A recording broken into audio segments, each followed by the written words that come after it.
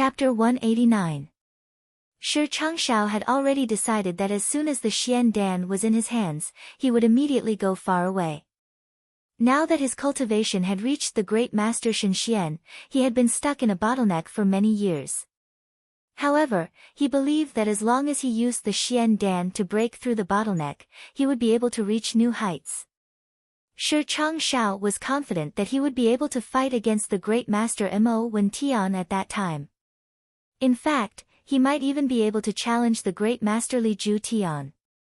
Therefore, he would be able to rise to the top of the 8 great masters. If he was successful, Shi Changshao would be on the same level as Yun Bichen. He would be at the top of the world. Even the Shenxi Empire would rise in the Xian continent. They would become the top of the continent. Because among the 8 great masters, only Shi Changshao belonged to his own country. Shi Changshao's blood couldn't help but boil as he thought about this. This was also the main reason why Shi Changshao didn't hesitate to owe the solitary eagle a big favor. The 3rd, 6th, and 9th elders were experienced, and couldn't help but be alarmed when they saw that the solitary eagle didn't try to stop Shi Changshao. They raised their Xian Qi, and attacked Shi Changshao with all their might. However, Shi Changshao's success was imminent, and he didn't care about them. He wanted to take the Xian Dan into his hands. The 3 elders' Xian Qi had already been dispersed by him, and it would be difficult for them to recover their Xian Qi in a short period of time. As for the others, it was even more difficult for them to enter his eyes. It seemed that the situation was irreversible. Hitman Jun was also at his wit's end. His yin-yang escape was extremely mysterious, and even the likes of Shi Changshao and the solitary eagle couldn't detect his presence. However, his body was still there, and if he rashly entered the range of Shi Changshao's aura, he would be exposed at any time. After all, Jun Dashao's cultivation was still too weak.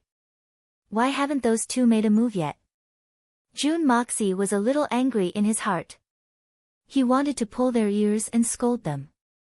Jun Dashao had forgotten that those 2 were not his subordinates. Could it be that this was the final move? Jun Dashao couldn't help but mutter in his heart. If it didn't work, then he could only detonate his final move. Unexpectedly, at this moment, another shocking change occurred. How can such a 9th grade pill fall into your hands? A deep voice boomed. Coincidentally, a thunderclap resounded in the sky at the same time. However, this thunderclap actually overshadowed the thunderclaps in the sky. The vast world was filled with the booming sound of this shout. It came from everyone's ears, but it seemed to come from the bottom of their hearts, from the depths of their souls. Following this shout, 2 black-clothed figures descended at an astonishing speed that seemed to surpass lightning. One of them was tall and sturdy, extremely burly. Even Dugu Wudi's bear-like figure would pale in comparison in front of him. He stood in front of the 3 elders, as well as the solitary eagle, Fei Mengchen, and the others. He didn't even greet them as he raised his huge fist, and ferociously sent a punch towards each of them. The other person's clothes fluttered in the air like a feather as he landed in front of Shi Changshao. The Xian Dan had been absorbed by Shi Changshao's Xian Qi, and had been casually caught by his hand. It seemed as if the Xian Dan had automatically flown into his hand. Then, his other hand slowly stretched out in a calm and dignified manner, and collided with Shi Changshao's heavy palm strike. A loud bang was heard, and Shi Changshao groaned. He staggered twice in the air, and fell diagonally. The black-clothed man was also struck by Shi Changshao's powerful palm strike, and somersaulted in the air. He also groaned, and his body suddenly changed direction in midair, and flew away at an extremely fast speed. The great master of life and death, Shi Changshao, had been repelled by his palm strike. Success! Let's go! Jun Moxie was startled by the unforeseen event at this moment. His mind turned at lightning speed, and he used his spirit sense to stimulate the Hongjun Pagoda. The Hongjun Pagoda rotated with a schwa sound, and a rich spiritual energy gushed out. Then, it was withdrawn as soon as it came into contact with the spiritual energy. Everything around him returned to normal. Jun Dashao's actions were still under the effect of the yin-yang escape technique. Even the brilliant experts like Shi Changshao, Solitary Eagle, and the others hadn't been aware of it. However, the black-clothed man suddenly stopped in the air the moment Jun Moxie activated the Hung Jun Pagoda. He seemed to have turned his head, and his eyes sparkled with desire. However, his speed didn't slow down. Even the bear-like brawny man's body trembled the moment the Hung Jun Pagoda was activated. He raised his eyes and looked around. The black-clothed man with thick eyebrows was having a great time fighting with the other great masters, Shen Xian. He didn't even try to dodge or evade. Instead, he punched and kicked him. His sturdy body was punched dozens of times by the other great masters. Fei Mengchen and the third elder were also punched once or twice by him. Those who were hit by one or two of the black-clothed man's moves almost had to throw away their pride, and cry out twice to relieve the pain in their bodies. However, the black-clothed man with thick eyebrows was exchanging punches for punches. Naturally, the number of moves he received was several times more than that of the third elder and the others. However, he still acted as if nothing had happened to him even though he had received so many heavy punches and kicks. When he heard the other black-clothed man's order to retreat, he actually puffed out his chest like a raging bull, and charged forward forcefully. Then, he continued to receive punches all the way. Everyone attacked at the same time. Everyone was confident that as long as this man dodged any of their attacks, they would be able to make him stay here forever. However, something happened that left everyone dumbfounded. The punches and kicks landed on the black-clothed man's body. The sound of the punches and kicks was so loud that even the people standing at the side could feel it. However, this guy didn't seem to care at all. It was only when he had run out of the crowd's encirclement that he let out a loud roar. Then, he twisted his buttocks, and spat out a mouthful of blood. Then, he continued to run wildly, leaving a trail of dust in his wake. Solitary Eagle, Fei Mengchen, and the other two great elders looked at each other in shock. This person's Xian Qi cultivation level was extremely high, and should have reached the level of Shen Xian. Although it was quite rare for him to have such a cultivation level, he was still no match for Solitary Eagle even though he was slightly higher than Fei Mengchen. This was something that everyone present could clearly feel. However, even the leader of the 8 great elders, Yunbi Chen, would not dare to let himself be beaten up by 5 great elders, Shen Xian, and forcefully charge out. Even though these few great elders of Shen Xian had expended a lot of their combat power, they still represented the peak of Xian Qi cultivation, Great Elder, Shen Xian. Even people of the same level might not dare to take a palm strike from a great elder with all their might.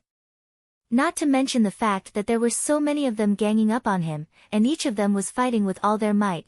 This person had suffered so many blows, but he still managed to charge out alive, and the price he had to pay was just a mouthful of blood. Before he spat out the blood, he was still full of energy, and cursed with his teeth white. Even after he spat out the blood, he was still able to increase his speed. What was going on? This was too strange. The great elder, Shi Changshao, who had been defeated at the most crucial moment, was undoubtedly the most depressed one, and also the one who was extremely angry. But at the same time, his heart was filled with endless doubts. In this world, there were very few people who could break through his Xian Qi field and snatch away the Xian Dan, and even fight with him with a palm strike. Who was this person? The only thing he could be sure of was that this person was definitely not one of the 8 great masters that he was familiar with. However, apart from the experts of the 8 great masters, was there anyone else who could pull a tooth out of the tiger's mouth? While Shi Changshao was furious, he also realized that the person who snatched the Xian Dan had an accomplice, so he naturally wanted to capture that person. But when he turned around, he saw the scene of that person madly rushing out while being beaten all the way. He couldn't help but open his mouth in surprise. This was too unimaginable. 2 great elders, Fushan Xian level experts, and more than 20 Tian Xian level experts formed an encirclement, but the Xian Dan was snatched away by someone so easily. Who would believe this? In the end, everyone ended up with nothing, and it was such a shameful thing. But now, everyone had no time to be ashamed, and all of them were shocked speechless because of this bizarre scene. This kind of ability to resist attacks was unheard of, and had never been seen before. Even the number one great elder in the Xin Xian realm, Yunbi Chen, wouldn't be able to do this. Oh my god, what kind of monster is this? A seriously injured Earth Xian expert sat on the ground in the periphery. His mouth was wide open like a startled hippopotamus, and he allowed the torrential rain to pour into his mouth, but he didn't seem to notice it. This was a very ordinary sentence of surprise, but this sentence made Shi Changshao and the solitary eagle stop in their tracks. The two looked at each other, and everyone could see that the eyes of these two experts were filled with seriousness, understanding, and a trace of fear. Fei Mengchen slowly walked to the side of the two experts, and asked with a heavy face, could it be them? Her voice wasn't as steady as it used to be when she said these words, and had become somewhat sharp. The solitary eagle snorted, and Shi Changshao also snorted. The faces of these two experts had turned as black as the bottom of a pot. Fei Mengchen's complexion changed, and she solemnly looked in the direction that the two experts had left in, and her face couldn't help but turn black as well. She had become the third person to become the bottom of a pot. The three elders of the Silver Blizzard City were gasping for breath, and looked at each other with eyes full of horror. The sixth elder wiped the blood from the corner of his mouth, and cried out involuntarily, "It's actually the heavens, heavens my ass." The third elder reprimanded him in a bad mood, "Do you think you're so knowledgeable? Haven't you lost enough face? Haven't you caused enough trouble?"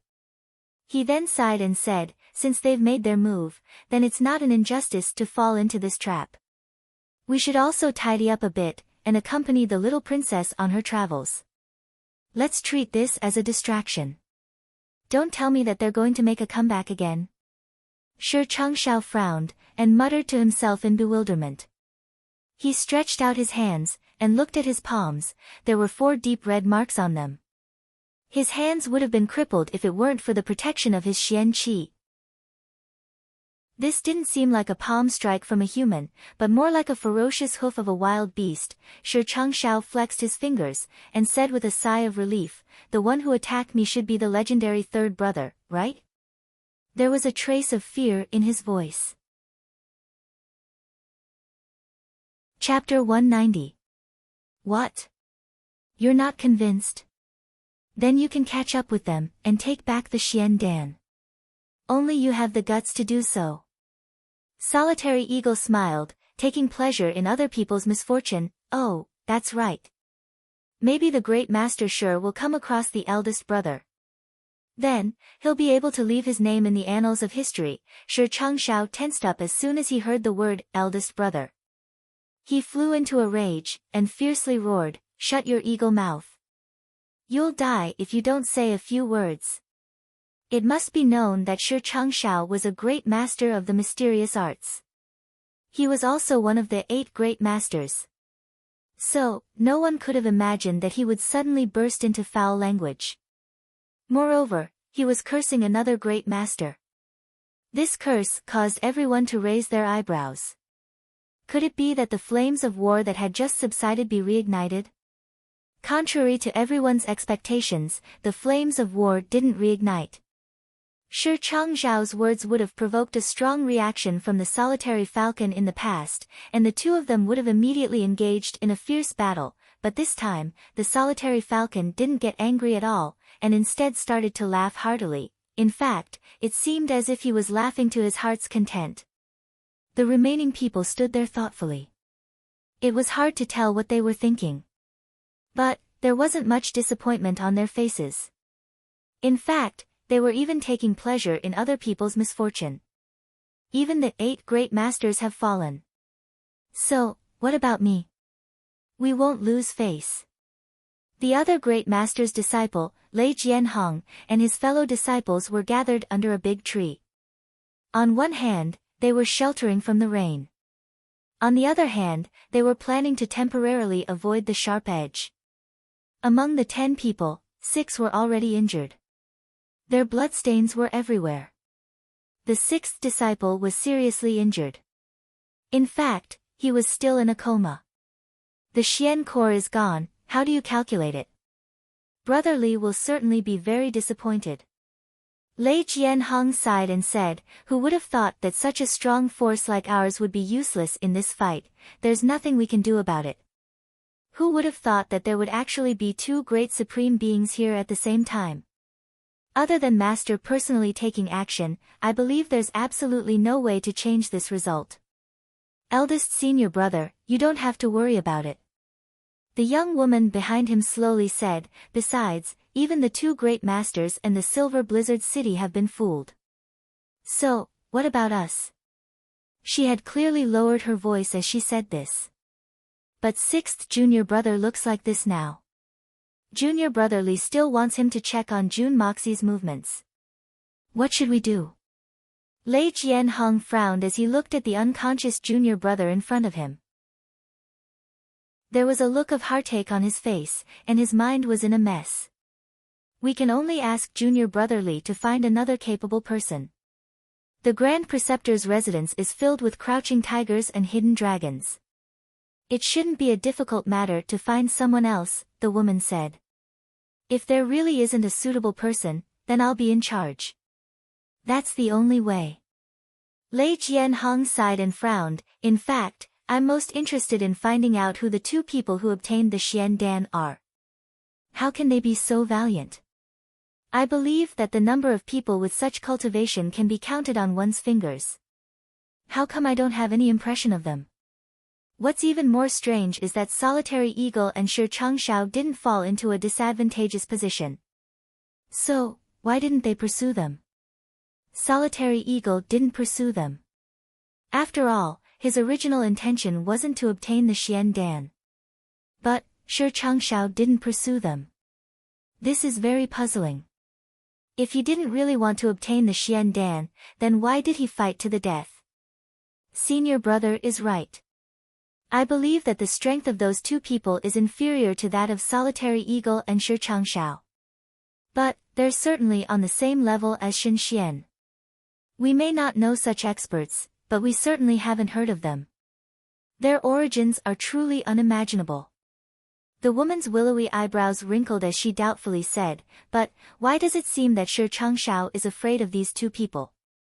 Perhaps there's someone behind them that Shi Changshao can't afford to provoke? Is there really someone in this world that the 8 great masters don't dare to provoke?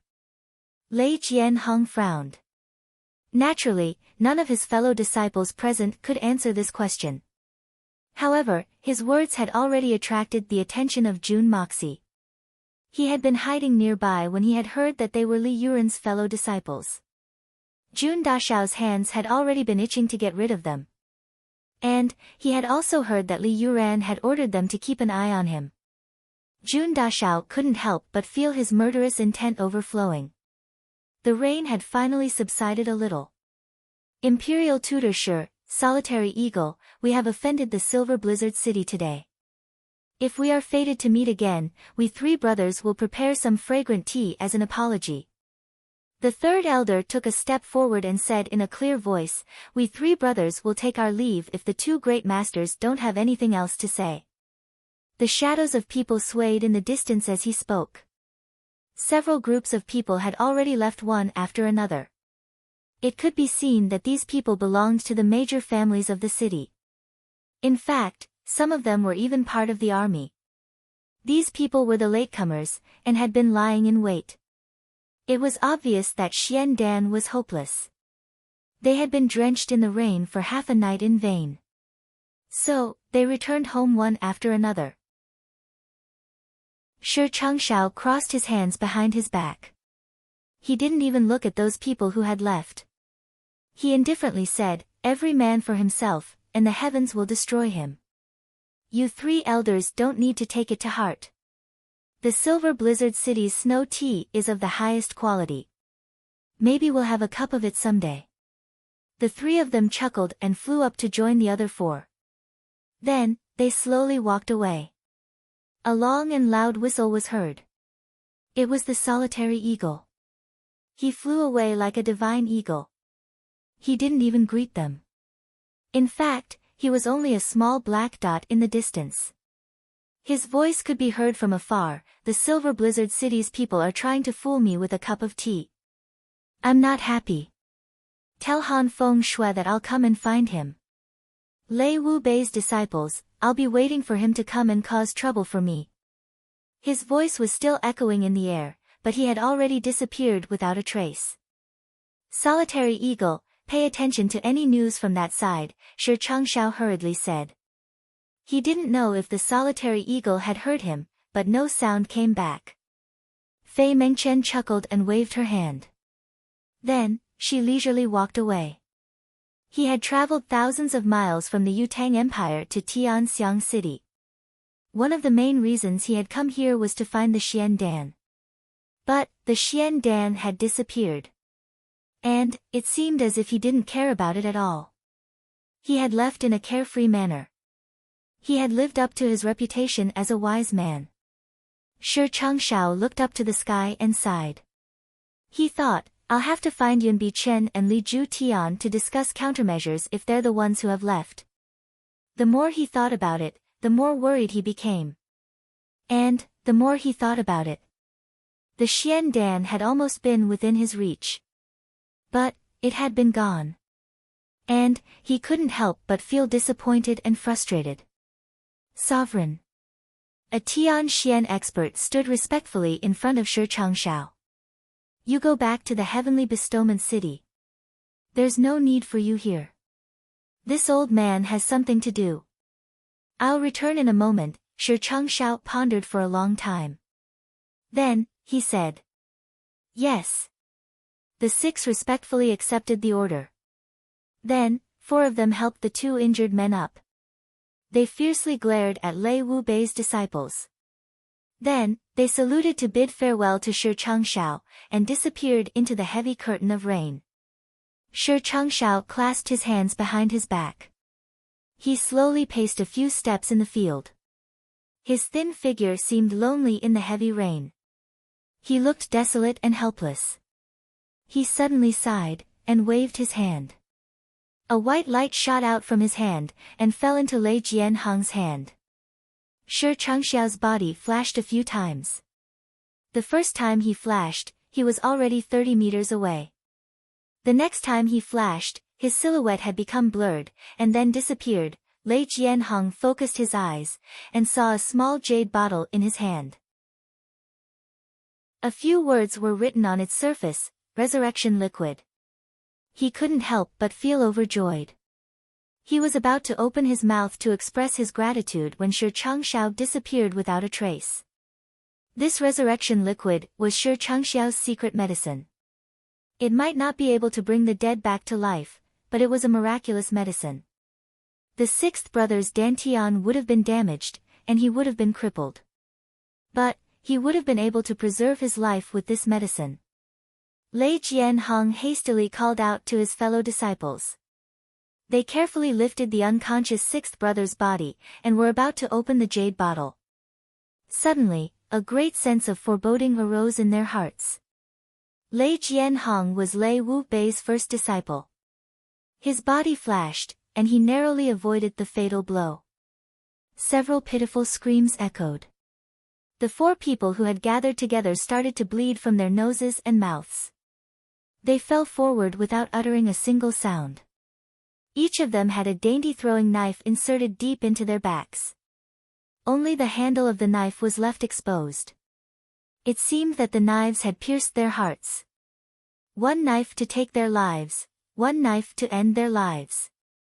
It was no wonder that the 4 of them had died without uttering a single sound. 3 Earth Xian experts and a junior disciple of Tian Xian had lost their lives at the same time. "Brother!" Lei Jianhong stretched out his hand to check their breathing. His body suddenly stiffened. His eyes widened, and he frantically jumped up. "Who is it? Who is it? Come out now. You're hiding in the dark. What kind of son of a bitch is this? Come out and fight with your grandpa if you have the guts. Come out. Come out. Come out." Lei Jianhong shouted furiously. He cursed in all directions. His eyes had already turned blood red. His mind seemed to have sunk into a half-crazed state. He quickly ran in all directions, and searched everywhere. But, he couldn't find even the shadow of a person. Then, he suddenly fell to the ground, and burst into tears. The other 4 people also turned pale with fright at this sudden turn of events. They all rushed over and wailed loudly. The 5 of them carefully searched the area, but couldn't find any trace of the enemy. They had never expected that only one of their 10 brothers and sisters would be seriously injured when they had fought against so many experts of Tianxian. They had even intervened in Xinxian's battle. But, they hadn't expected that 4 of them would be killed after being caught off guard. Lei Jianhong's eyes were red. He pulled out the throwing knife from his 9th disciple's body, and carefully observed it. He then gnashed his teeth and said, "I've never seen this kind of throwing knife before. It must have been the weapon of the mastermind. We'll kill it as long as we see it again. We'll avenge our brothers. We'll avenge this enmity." The 4 people shouted at the same time. Their grief and indignation couldn't be any greater. Suddenly, the woman cried out in alarm, "Where are the other 3 throwing knives?" Everyone turned around, and looked at each other in dismay. They were stunned. The ice-cold rainwater had mercilessly poured into their necks after they had withdrawn their Xian Qi defense. Everyone felt a chill from the depths of their hearts. In that short moment, the flying daggers on the other 3 had already disappeared, leaving behind only a bloody wound on their bodies. Everyone looked at each other in dismay. They felt their blood run cold. Chapter 191. The blood continued to gush out, and the rain continued to fall. In a split second, the blood turned from red to pale red, and gradually became colorless. The young woman had wanted to take out a throwing knife to compare, but when she turned around, she was the first to discover that the throwing knife that was so close to her had suddenly disappeared. This was no small matter, and her whole body began to tremble. Could it be that there really are ghosts in this world? At this moment, the shock of the 5 people could not be any greater. In the end, what kind of person could get so close to these 5 Sky Xian experts without being detected? Perhaps it was the Master Xinxian, but if the Master Xinxian wanted to deal with them, would there be a need for a sneak attack? But if it wasn't Xinxian, then how could it be explained? Even if he couldn't explain himself, it was still secondary. This place was not suitable for him to stay for long. But when it was time to leave, the 5 people who were still in good condition simultaneously shed tears of grief. When they came, there were 10 brothers and sisters, and they were chatting and joking with each other, full of confidence. But when they left, there were only 5 people and 4 corpses left, and one person's life or death was unknown. Even if he was still alive, he would be permanently disabled, and there was no hope of recovery. What a miserable thing this was. The 5 people each carried one, and it was just right. As they left, they couldn't help but look back, and the hatred in their eyes seemed to be burning even in the heavy rain. The throwing knives were naturally the masterpiece of Jun Moxie. When he heard that these people were experts invited by the Li family, he had already made up his mind to kill them. Now that the Xian Dan had attracted these experts, they would immediately leave after the end of the Xian Dan fight. At that time, Tianxiang City would still be the same Tianxiang City, but since the Li family could invite these people once, they could invite them again. Especially since Li Yuran and these people were fellow disciples, which made Jun Moxie even more worried. These Tianxian experts were nothing in front of the Xinxian experts. But, these people were enough to pose a threat to the Jun family once this matter was over. These people would be a formidable force if the Li family were to go crazy and attack the Jun family. It is better to prepare for a rainy day than to use an umbrella after the rain. Kill them first. Hitman Jun's moral sense was weak, so why would he care about the lives of so many people? Especially after the battle, all of them were exhausted and had withdrawn their Xian Qi defense to rest. Jun Moxie felt that if he missed such a good opportunity, he would be letting himself down. But he didn't expect to be able to kill 4 of them in one go. controlling 4 flying daggers at the same time while invisible was already Jun Moxie's current peak technique. He didn't expect that all 4 flying knives would be successful, he even killed a Tian Xian expert. This made Jun Moxie quite proud of himself. A long time passed in silence. Suddenly, the tree that Lei Jianhong and the others had surrounded suddenly spoke, "You're finally here. He, I've been waiting for you for a long time." Then, the voice continued, "You still haven't come out? Don't tell me you want me to catch you myself." There was a hint of anger in the voice. The voice wasn't loud, nor was it angry. It was indifferent, and seemed to be talking to a person face to face. But, there was no one around. Of course, there was no sound either. After a while, the voice sounded again indifferently. Unexpectedly, it repeated, "You're finally here. I've been waiting for you for a long time." It paused for a moment, and then continued, "You still haven't come out? Don't tell me you want me to catch you myself." It repeated itself again after a while. Still, no one answered. He would repeat it every once in a while. He wasn't impatient, nor annoyed. But, it was reckoned that someone would have gone insane if they'd been listening to his emotionless voice. After he persistently repeated it more than 10 times, there was finally a response. 2 black-clothed men appeared in the field like ghosts. Their faces were full of amazement. They had thought that there were people in this world who could discover them. But, those people couldn't be more than a handful of people. They hadn't expected that one of them would appear here. Moreover, the 2 of them had been discovered when they were about 100 feet away from this place. Moreover, it was raining heavily in such bad weather. This was simply unimaginable. One of the sturdy black-clothed men raised his thick eyebrows. Then, he opened his wide and thick lips, and said in a daze, "Who are you? How did you know that we've arrived? Don't play tricks with me. Hurry up and come out." These 2 mysterious men were naturally the 2 black-clothed men who'd snatched the Xian Dan. And, they'd clearly left. During the process of snatching the Xian Dan, Jun Moxie had suddenly activated the Hongjun Pagoda in order to ascertain their identities, and to lure them to come and meet up again. The reason why Jun Dashao was so sure that they'd come back for a second time was very simple. Previously, when the world's purest spiritual energy had suddenly emerged, Shi Changshao and the other Xian realm experts hadn't noticed it. But, these 2 mysterious men had already sensed it with exceptional sensitivity. In fact, if they hadn't sensed it, Jun Dashao wouldn't have waited here. Naturally, if no one had sensed it, then the scheme that Jun Moxie had painstakingly laid out could be declared a failure. Although the 2 mysterious men had sensed the aura that they desired the most, there had been too many opponents at that time. Moreover, the person who'd released the aura hadn't actually appeared. So, they had no choice but to retreat first. But, the 2 of them were suspicious. Although this person hadn't appeared immediately, he'd released such an aura. Moreover, he'd retracted it after just one touch. Presumably, he'd had other tricks up his sleeves. Or, perhaps, he'd wanted to greet the 2 of them.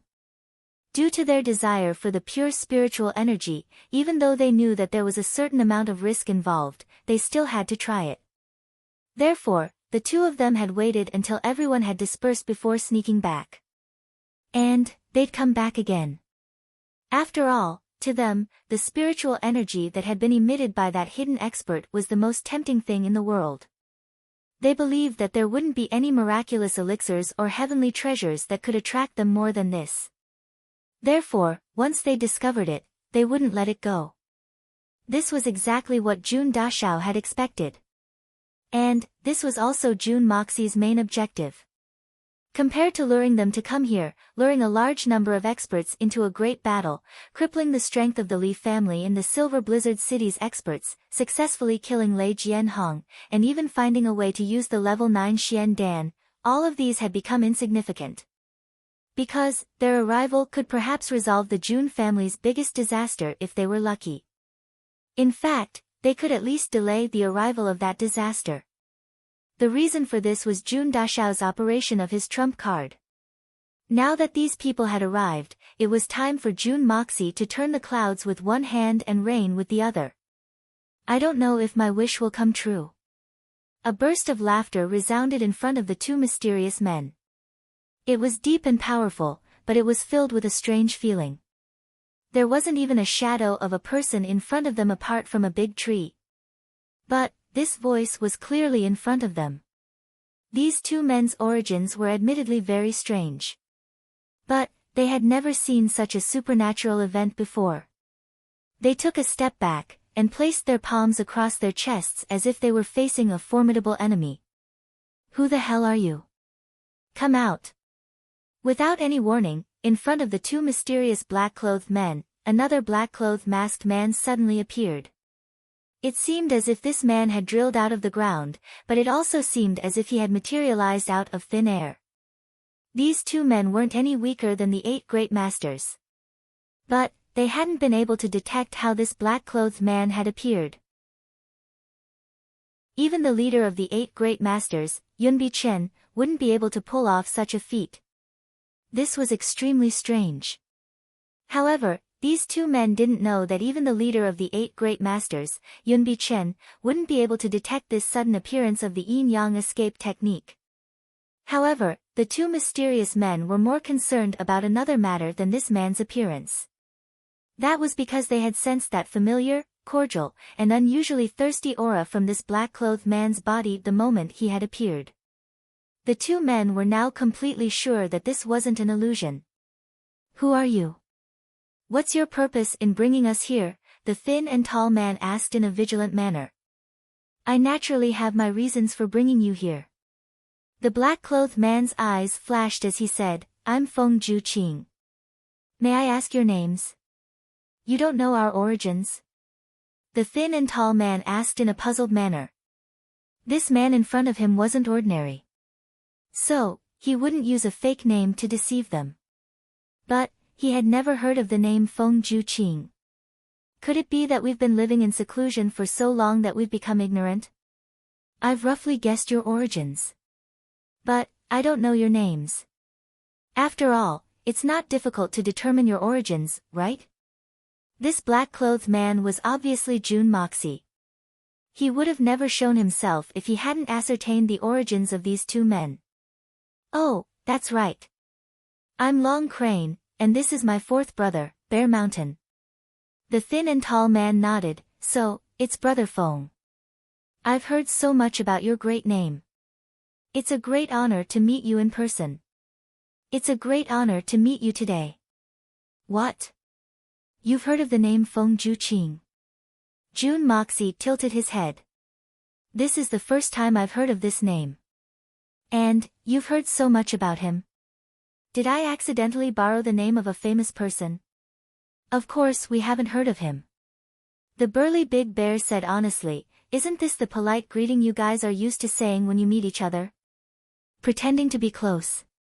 Why did you take it so seriously? I despise you. Crap. I'm being looked down upon by a bear. Ahem, the two of you have traveled thousands of miles to Tianxiang City. Could it be that you've come here for this peak level 9 Xian Dan? June Moxie touched his nose. This isn't a peak level 9 Xian Dan. Ordinary Xian Qi experts might have been fooled, but, unfortunately, we've been. Long Crane flipped his palm, and the Xian Dan that June Moxie had forged appeared in his palm. It's true that we've come here for the rumored peak level 9 Xian Dan. But, it seems that we've been fooled. He looked at June Moxie meaningfully. But, since I've met you, it can be said that I didn't make a wasted trip. Perhaps, we've gained a lot from this trip. Chapter 192. That's only natural. What I can give you is naturally far more valuable than a peak level 9 Xian core. June Moxie snorted, and said in an indifferent tone, but full of temptation. Young Master June wasn't putting on an act this time. As long as he had the Hongjun Pagoda, he could give these two people benefits that they could only dream of. In fact, it was benefits that they couldn't even dream of. Perhaps you've misunderstood. The reason why we want to obtain the 9th level Xian Dan is not to increase our strength. Long Crane's slender eyes revealed a look of pain. What we want to do is very simple. We want to take back the Xian Dan. We don't want to use it for anything special. June Moxie was sensitive enough to understand that the Xian Dan was a Xian Dan in the mouth of these two men. Is there something else? The word Xian has the meaning of Xian Dan, which is completely different from automatically. Third brother, why are you talking nonsense with this brat? Brat, hurry up and hand over that treasure of yours, and I'll take it and leave. Don't make things difficult for yourself.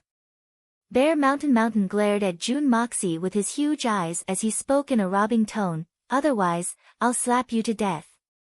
No matter how good a treasure is, it's meaningless if you don't have the life to enjoy it. That's what you say, third brother. Slap me to death?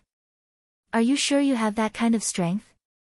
June Moxie rolled his eyes as he spoke in a tone full of pride and confidence. June Dashao was surprised that this guy could speak such philosophical words, but he couldn't understand where this guy's confidence came from. I believe that no one would doubt my unfathomable strength just by looking at my methods. Of course not. Bear Mountain shook his head and puffed out his chest, but you certainly don't have the ability to slap me to death. Why are you shouting if you don't have the ability? Besides, when did I say I wanted to slap you to death? I really admire you. June Moxie looked at him in puzzlement. Then, old bear, are you the fourth? Yeah. How did you know? Bear Mountain scratched his head and asked in surprise. How would I know? Your third brother just introduced you as his fourth brother. How would I know? Just now, I thought that he was pretending to be stupid, but now it seems that he really is stupid. June Moxie did not know whether to laugh or cry. You really are an idiot. June Moxie racked his brains for a long time, but he really couldn't find a better adjective.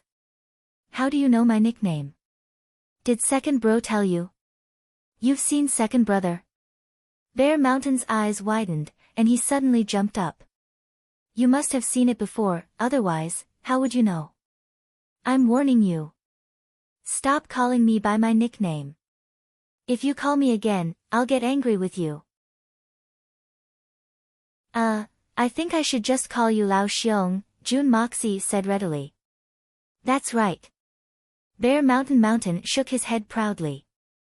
I'm a bear to begin with, so calling me Lao Xiong can be considered as fitting. June Moxie was completely speechless. It wasn't that he had never seen reckless people, and he had also seen people like the Dugu family. Other than that, he had also seen stupid people, and he had seen naive people, but he had never seen such an outrageous one. He was really at home, he really lived up to his name as the legendary Bear. Bear. June Moxie seemed to be very tired, because he had been using his divine sense to maintain the state of summoning the Hongjun Pagoda, trying his best to maintain the pure aura of the heavens perception that he had fused with the Hongjun Pagoda. He definitely couldn't let the two people in front of him see through his true strength. Otherwise, it would be terrible. Because once his true strength was revealed, this expert, with unfathomable strength, would immediately become a mouth-watering piece of meat. An expert without sufficient strength did not have the qualifications to speak on equal terms with an abnormally strong high-level Xian beast. Tell me your true intentions. Long Crane looked at June Moxie vigilantly. He felt that this black-clothed man in front of him was full of mysteries. His intuition told him that this man's strength wasn't very high. But, he couldn't see through this man's strength. Moreover, this man's body was full of temptation. In fact, almost all high-level Xian beasts would find it difficult to resist such a fatal temptation. True intentions? It's actually very simple. I just want to trouble the two of you to do something for me. June Moxie didn't beat around the bush, and went straight to the point. Ha ha ha, you want to ask us to do something for you? Do you know who we are? Why do you want us to do something for you? Long Crane laughed twice, and said with some mockery, don't think that you can coerce us to do anything for you just because you have something that we desire. No matter how precious or rare it is, there's nothing we can't let go of. Your Excellency, you're too naive. Even if we take 10,000 steps back, and say that we really need it, can't we just rob it? Didn't I snatch that Xian Dan just now? Your Excellency may be amazing, but are you confident that you're stronger than Shi Changshao and Solitary Eagle? Is that really the case? There's no need to resort to insinuations in front of famous people. Your Excellency is a top-notch Xian beast, so you're not deceiving yourself. Why did you come back if you don't care about that thing? You didn't have to come back. As for the word rob, are you sure that you have the ability to do so? I may not be stronger than Shi Changshao and Solitary Eagle, but do you really think that you were able to snatch the Xian Dan by relying on your tyrannical strength? Jun Dashao's tone changed, and became even more awe-inspiring. Earlier, the mysterious duo had seemed awe-inspiring, and had managed to deal with many Shen Xian and Tian Xian, and had even managed to escape with ease. Firstly, they had grasped the timing very well, and secondly, Shi Changshao and the others had fought for half a night, and their strength had been greatly reduced. Otherwise, even if they were Xian beasts, and their bodies were far stronger than humans, and their strength was on par with Shen Xian's, they wouldn't have been able to escape so easily. They were all top-level Xian beasts, and naturally understood the importance of this matter. Moreover, they didn't want to speak against their conscience, and couldn't help but be at a loss for words. Jun Dashao was also a sensible person, and naturally wouldn't provoke the duo any further. He chuckled, and said, "It's a win-win situation for both of us, so there's no need to make such a big fuss. If the two of you think that my conditions are too harsh, we can always discuss it again. As the saying goes, asking for a sky-high price, and paying the price on the ground, it's nothing more than that." Jun Dashao paused for a moment, and then changed the topic. "If I'm not mistaken, the two of you have already reached a bottleneck in the growth of your strength. Although the two of you are gifted, it's not easy for you to break through early. Especially in this world, there are too few people like you, so you have even less experience in breaking through bottlenecks. Even if you want to find help from others, or learn from them, you can't.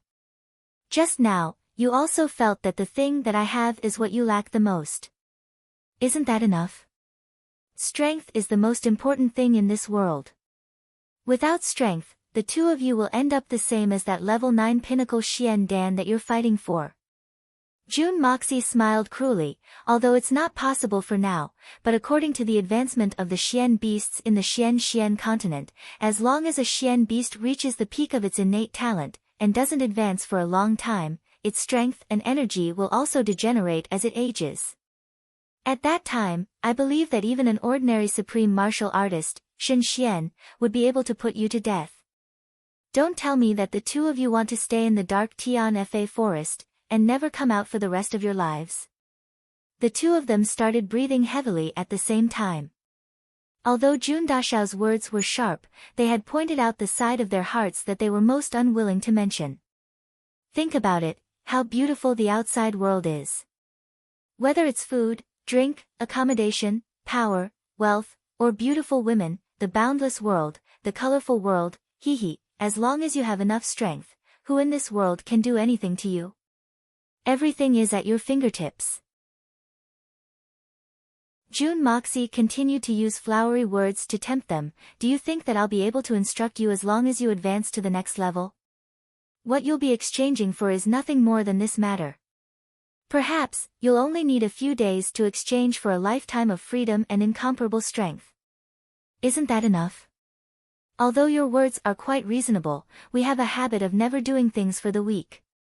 Why would we listen to the orders of a weakling if you can't subdue us, and show that you're stronger than us?"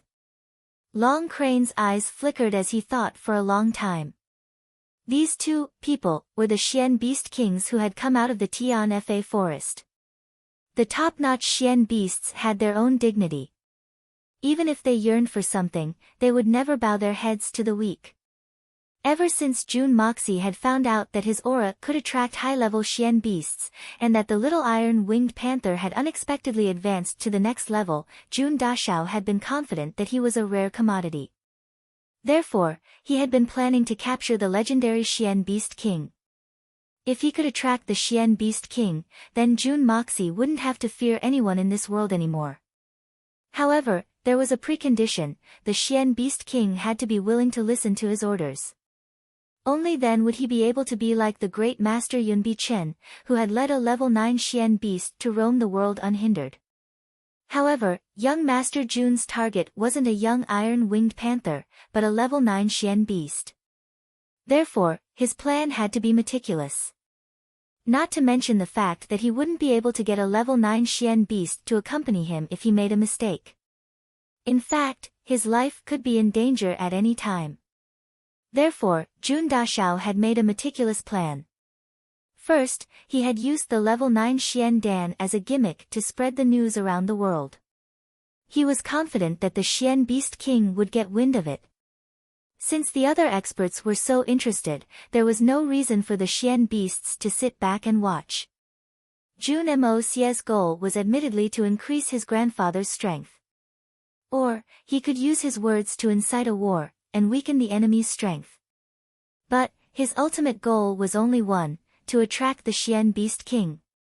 Then, he would think of a way to subdue it.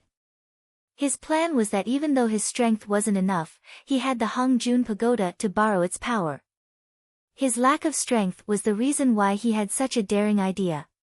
If I had the strength of the great master Shen Xian, would I still need the help of Xian beasts? Therefore, Jun Moxie had been training day and night in order to strengthen his connection with the Hongjun Pagoda. Ever since he had obtained the yin-yang escape technique, Jun Moxie's idea had become more and more urgent. Chapter 193. However, Jun Mo Xia had been restraining himself. He wanted to break through the second layer of the Hongjun Pagoda at the very least. And, he wanted to reach the Earth Xian level by the standards of this continent. Only then would he be able to give it a try. Otherwise, the risk would be too great. However, the plan would never be able to keep up with the changes. The sudden appearance of the Shuehan Manor had forced Jun Moxie's plan to be brought forward. Although there was still a period of buffer time, Jun Mo Xia decided to immediately launch his immature plan as a precaution. Perhaps this plan was also one of the reasons why Jun Moxie dared to confront the Shuehan Manor. Of course, the success rate of launching his plan now was almost negligible. However, Jun Moxie still decided to give it a try. If he succeeded, then everything would be settled once and for all. If he failed, then the Jun family and the Shuehan Manor would rather die in glory than live in dishonor. In Jun Moxie's mind, it was no big deal to die a man's death like a bird. Fuck off. It's just a life, do you really need to cherish it so much? However, Jun Moxie had never imagined that his plan would actually succeed. Not only did the great master Shen Xian get involved, but 2 of the legendary 8 great masters had also come. After the big fight, everything went according to his plan. The most successful part was that the legendary king of the Xian beasts had finally received the news and rushed here. However, what made Jun Moxie depressed was that not only had the legendary king of the Xian beasts come, but there were also 2 of them. Moreover, these 2 king of the Xian beasts didn't have any estrangement with each other. Moreover, both of them were arrogant and unruly. This almost ruined Jun Moxie's original plan of seducing and subduing the king of the Xian beasts, who was the one who told me that there was only one king of the Xian beasts. I really want to spank him. Jun Dashao immediately remembered that this information had come from his grandfather, Jun Zhantian. After all, Jun Zhantian hadn't reached the level of Shen Xian. Among the people he had come into contact with, there were very few experts. Most of them were secular officials and generals. So, he really didn't know much about this matter. Actually, for Grandpa Jun to know about the existence of the king of Xian beasts was already very rare. These fellows, who stood at the pinnacle of the profound beasts, were basically equivalent to the 8 great supreme martial artists. Most of them concealed their identities when they came out.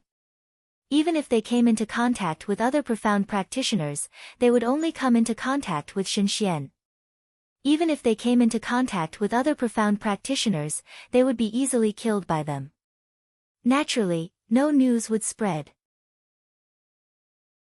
Another reason that caused the collapse of Jun Moxi's plan was the Xian beast companion of the great master Yun Bichen. In fact, it was also a king of Xian beasts.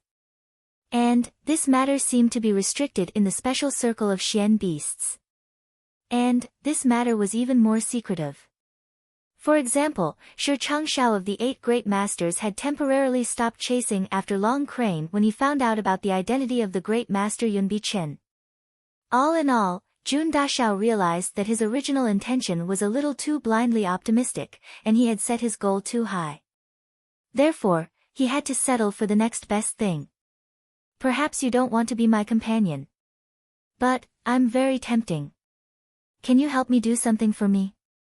Moreover, you won't be able to refuse my offer. I hadn't expected that this request would be met with a rebuff. Do I need to subdue them to be strong? Isn't this fucking nonsense? Why would I be afraid of Li Ju Tian if I had the strength to subdue the two of you? I would have beaten the second great master up until his face turned red. Then, I would have stuffed that old man up his ass. Jun Dashao was speechless. He was depressed, and he was at a loss. How could he not see through Long Crane's plan? Well, let's see. Then, we brothers will do something for you if you're really strong. But, we brothers won't be able to snatch your treasures if you're just a spear made of wax. As for doing something, do something for me. A Xian beast has such a cunning mind. Jun Moxi was even more speechless and depressed. It seems that the initiative has shifted. Subdue? How do you want me to be subdued? Jun Moxi was somewhat impatient. Damn it. I'm going to explode like a tortoise, and you two aren't going to bow down to me? And, you're still chattering with me? I'm the main character here. I can't bear this anymore. I can't bear this anymore. I can't bear this anymore.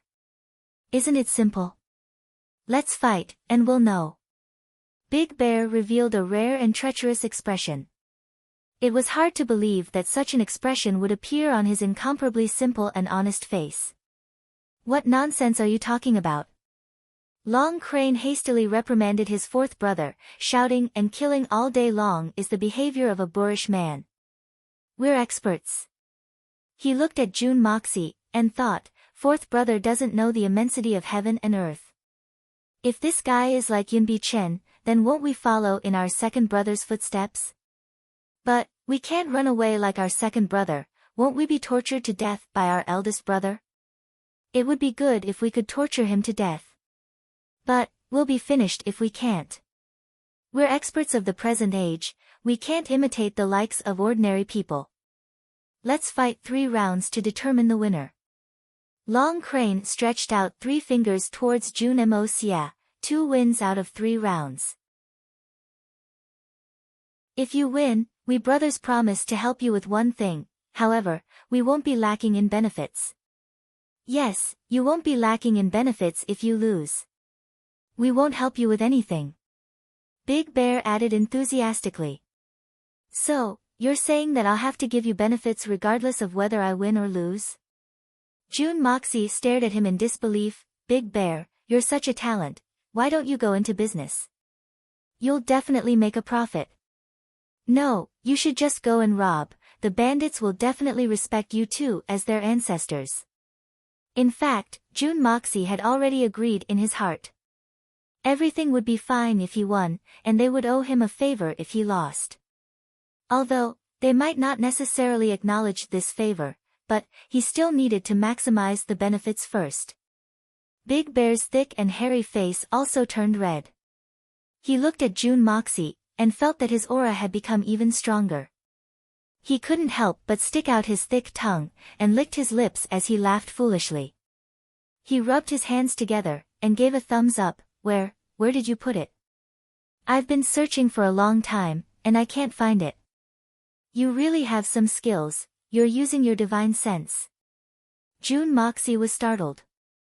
These two aren't stupid.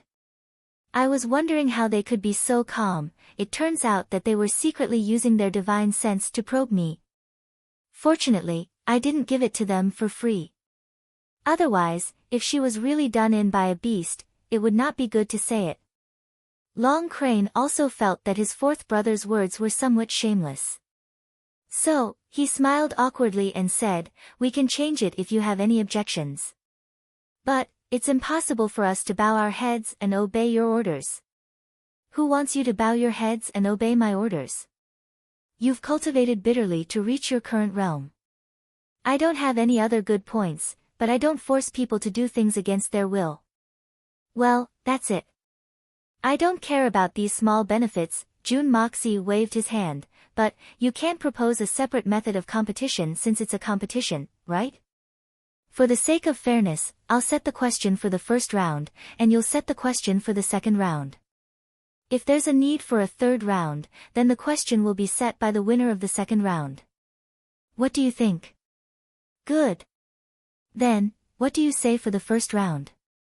Long Crane and Big Bear discussed it for a while, and then happily agreed. "We both have our own strengths. Do you think we'll lose to you? I'll make an action, and it doesn't matter which one of you manages to do it. Then, it'll count as my loss." Jun Moxie thought for a moment, and then the corners of his mouth revealed a sly smile. "Good." The two men were very confident. Their Xian Qi was at the peak of their realm, and their bodies could expand or shrink at will. So, wouldn't it be easy for them to imitate someone else's actions? Long Crane's heart was bursting with confidence. "Don't talk about ordinary actions, I can even tie a knot with my neck. What's more difficult than that?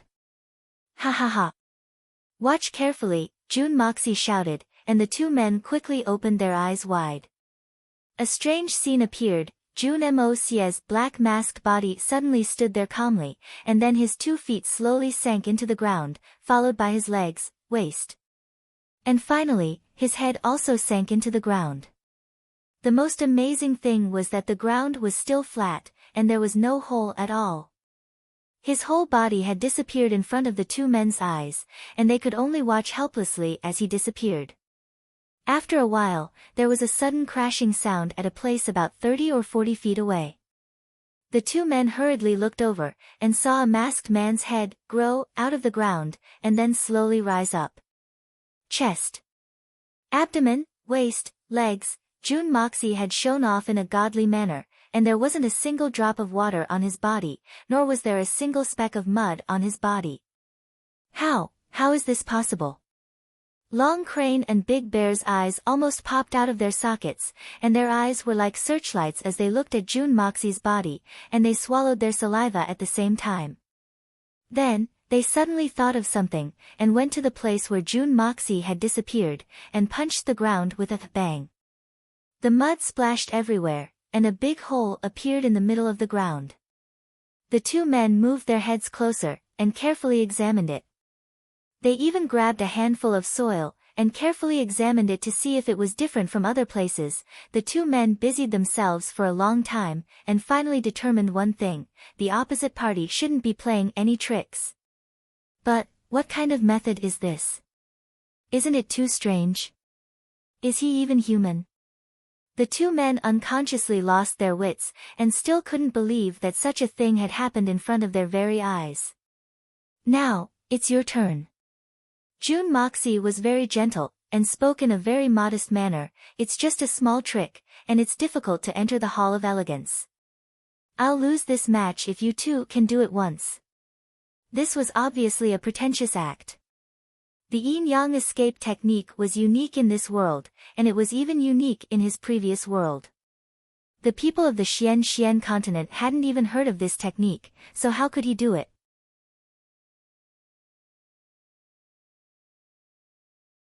Chapter 194. "So, I've won the first round?" Jun Moxie deliberately asked the silent Long Crane. The decision was clearly in Long Crane's hands, and Jun Moxie obviously wouldn't let him off. "Yes, we've lost," Long Crane smacked his lips twice, and reluctantly said with difficulty. Even though he was filled with admiration and shock, he was also clear that with the mysterious ability that Ling Han had displayed, winning this match was practically equivalent to winning all 3 matches. What kind of remarkable ability did Ling Han have to be able to achieve this? This was simply beyond the scope of his understanding. Because his third brother's so-called speed and strength were simply useless in the face of his opponent's godly ability. This was what Long Crane was thinking. And, Xiong Kai Tian was probably thinking the same thing as well. Thank you for letting me win. Jun Moxie smiled and cupped his hands. It's your turn in the next round. I don't mind if you two come at me together. But we do mind. We're simply looking for trouble if we go head-to-head with you. Do you think we're fools? The 2 men who had been eager to give it a try were suddenly at a loss for words. There was no doubt that Jun Moxie's display of strength had shaken the 2 men, and had thoroughly dispelled their small calculations. Long Crane and Big Bear frowned at the same time, and their faces revealed an awkward expression. How can we compete with such an expert? It seems as if we'll lose in everything. The 2 men whispered to each other for a while, and the more they discussed, the more they felt that they were losing. And the more they discussed, the more they felt that they wouldn't be able to win. The 2 men didn't speak as they looked at each other, and were at their wits' end. It seems that you won't be able to come up with a solution in a short time. Why don't you 2 discuss it first, and I'll go home and take a nap? Jun Moxie teased. Why are you so arrogant? I, your father, will compete with you, compete. Xiong Kai Tian was furious. He opened his mouth to curse, but he was stuck. He tried to say 5 or 6 times, but he couldn't say what to compete with. Instead, he was so anxious that he was sweating profusely. What do you want to compete in? Jun Moxie asked. Fuck your grandpa. Xiong Kai Tian couldn't think of anything for a long time, so he flew into a rage out of embarrassment. Why are you in such a hurry? We agreed that we would set the questions. Why are you rushing us? Don't you have the demeanor of an expert? Jun Moxie's face was filled with black lines, and he almost fainted. Fuck my grandpa. Fortunately, he heard the next sentence. Otherwise, Jun Moxie would have had the urge to roast a bear paw on the spot. Demeanor of an expert? You guys don't have the slightest hint of an expert. Are you going to compete or not? It was almost dawn. Even though he had the skin of a black bear, he still blushed a little. However, if they were to lose this battle, the 2 of them would have to do something for this unknown person in front of them. Who knew what kind of request this person would make? If this kind of person wasn't confident in doing it, how could it be easy? So, Bear Mountain made up his mind. Damn it. No one saw it. I'll be shameless. What can you do? As long as we win the competition, it doesn't matter if we're beastly. We're not humans anyway. You did a movement just now. We can't do it. So, we admit defeat. Bear Mountain tried his best to keep his face straight. He was afraid that if he relaxed, he would reveal a look of shame. Now, I will also do a movement. As long as you can do it once, we lose. If you can't do it, then you lose. The movement of peeing. Jun Moxie's eyes widened. This thing has a special movement. This seems to be something that no one taught me when I was born. Now that I've grown so big, I can do it with 1 hand, 2 hands, or even with my hands behind my back.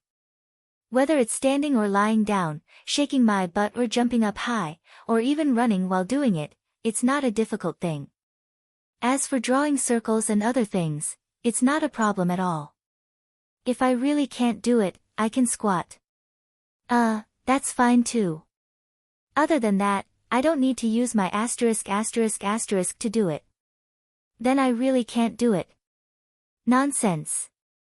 Of course it's the movement of peeing. How can it be the movement of drinking wine? Bear Mountain was already embarrassed. Seeing him like this, he felt even more guilty. He hurriedly scolded him and reminded him, "Watch carefully. I'm going to start." Jun Moxie couldn't bear to watch. He closed his eyes. "What is this? Do I have to watch you pee with my eyes wide open? Damn it, you're not a peerless beauty. Do you really think that you can pee?" Just as he was thinking this, Bear Mountain exhaled and roared. His 2 thick feet stomped on the ground. His burly body flew majestically into the sky. It was amazing. His movements were elegant, natural, and without any sloppiness. He was indeed at the level of Supreme Shinxian. Good movement. Jun Moxie raised his head and clapped his hands without hesitation. However, his eyes were full of confusion. Didn't this guy say he wanted to pee? Why did he go up to the sky? Jun Dashao's doubts were soon answered. Bear Mountain grinned proudly in the air. His body was still rising. His hands quickly untied the waistband of his trousers while he was still ascending. Then, he calmly reached inside and grabbed it. Then, he nimbly fished it out. His cheeks trembled.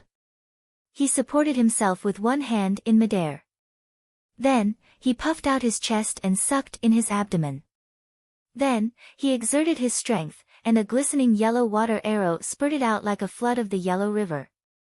Jun Moxie was flabbergasted. In fact, he had a strong urge to faint. Long Crane suddenly covered his face with his hands. What does it mean to be shameful? This is what it means to be shameful. No, it means to be shameful to humans. It should be shameful to be a beast.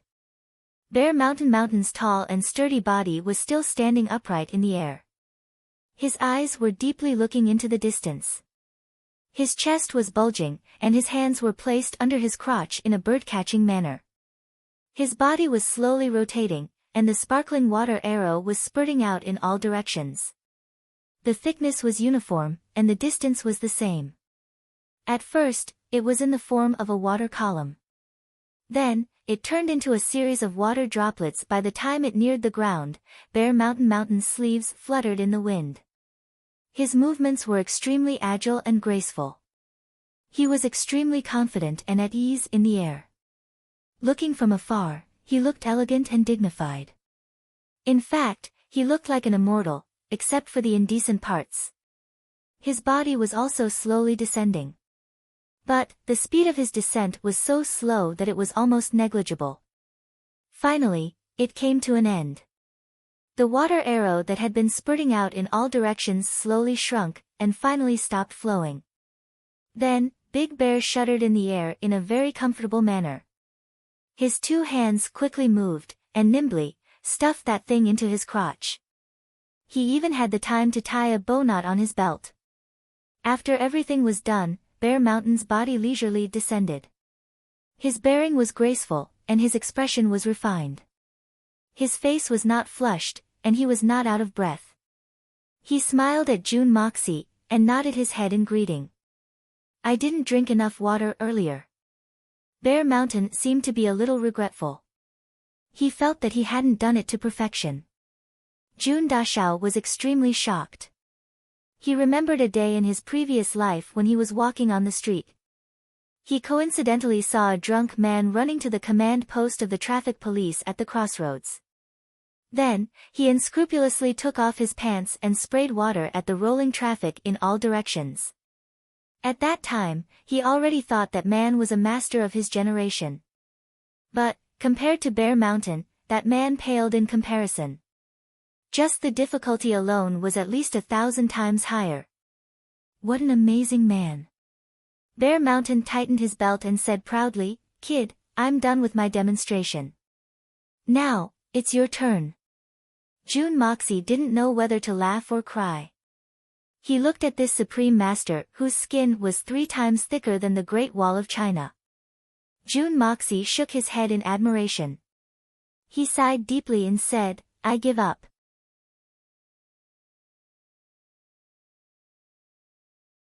Chapter 195. I'm not bullying you. This is something that everyone can do. Bear Mountain opened his mouth wide and was very happy that he had one around. I admire you, I admire you. I accept my defeat wholeheartedly. June Moxie said sincerely. June Moxie's decision to admit defeat was a decision that he had no other choice. One must know that June Dashao was also a shameless person. Moreover, not only did he disguise himself, he even masked his face. What couldn't he do? Wasn't it just peeing? You can be shameless, but I don't have the courage to show my spear. It wasn't that he was disgusted by Bear Mountain, but he really couldn't do it. Although this was indeed an action that any male animal could try. If it was purely a high-altitude operation, any ordinary expert would be able to do it easily. But peeing in the air. Even the number one supreme being Yunbi Chen might not be able to do it. This was a physiological reaction. As long as one was still a human, it was absolutely impossible to increase one's Xian Qi when it was convenient. No matter if it was internal strength, Xian Qi or Dou Qi, it was useless at this time. Otherwise, one's body would be as hard as steel. Regardless of front or back, big or small, it wouldn't come out. It wasn't difficult for him to jump up and unzip his pants. However, if he had to relax every muscle in his body in the air and let the glistening yellow thing fall out, it was absolutely impossible. Once he relaxed, he would fall to the ground with a thud. Perhaps some people would ask why Bear Mountain was able to do something that even Yunbi Chen couldn't do. Could it be that Bear Mountain's strength was higher than Yunbi Chen's? This had nothing to do with one's own strength. This was the fundamental difference between humans and Xian beasts. Xiong Kai Tian and his brother's strength was at the peak of level 9 Xian beasts. All of them had a special skill, or innate skill, which was levitation. Xian beasts could completely rely on their senses to stay in the air. On the other hand, humans had to use their qi to do so. Therefore, in this aspect, Xian beasts were undoubtedly much stronger.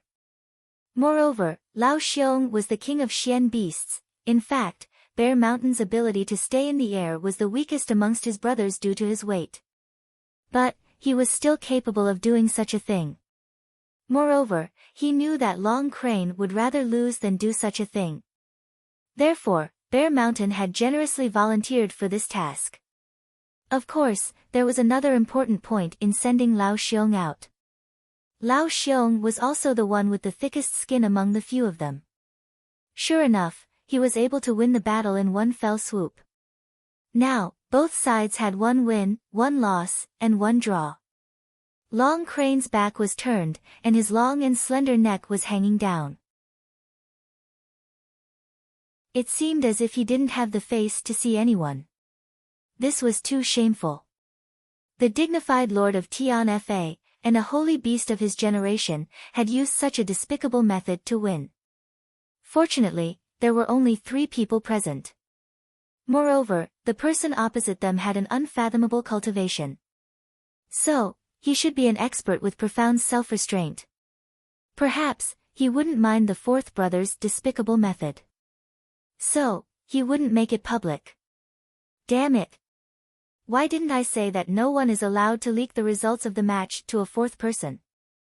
Brother Crane, congratulations. Your 4th brother's ability to defy the heavens is truly world-shattering. This little brother is sincerely convinced, and humbly admits defeat. However, June Moxie wouldn't let him off. Long Crane's skin was much thinner than that of Bear Mountain's. So, how could June Dashao let go of such a good opportunity to ridicule him? Otherwise, how would he be able to vent out the depression he felt from losing just now? According to the rules, the winner of the 2nd round has the right to decide how the next round will be fought. Now, I ask Brother Crane's opinion. Long Crane coughed twice, and then turned around in embarrassment.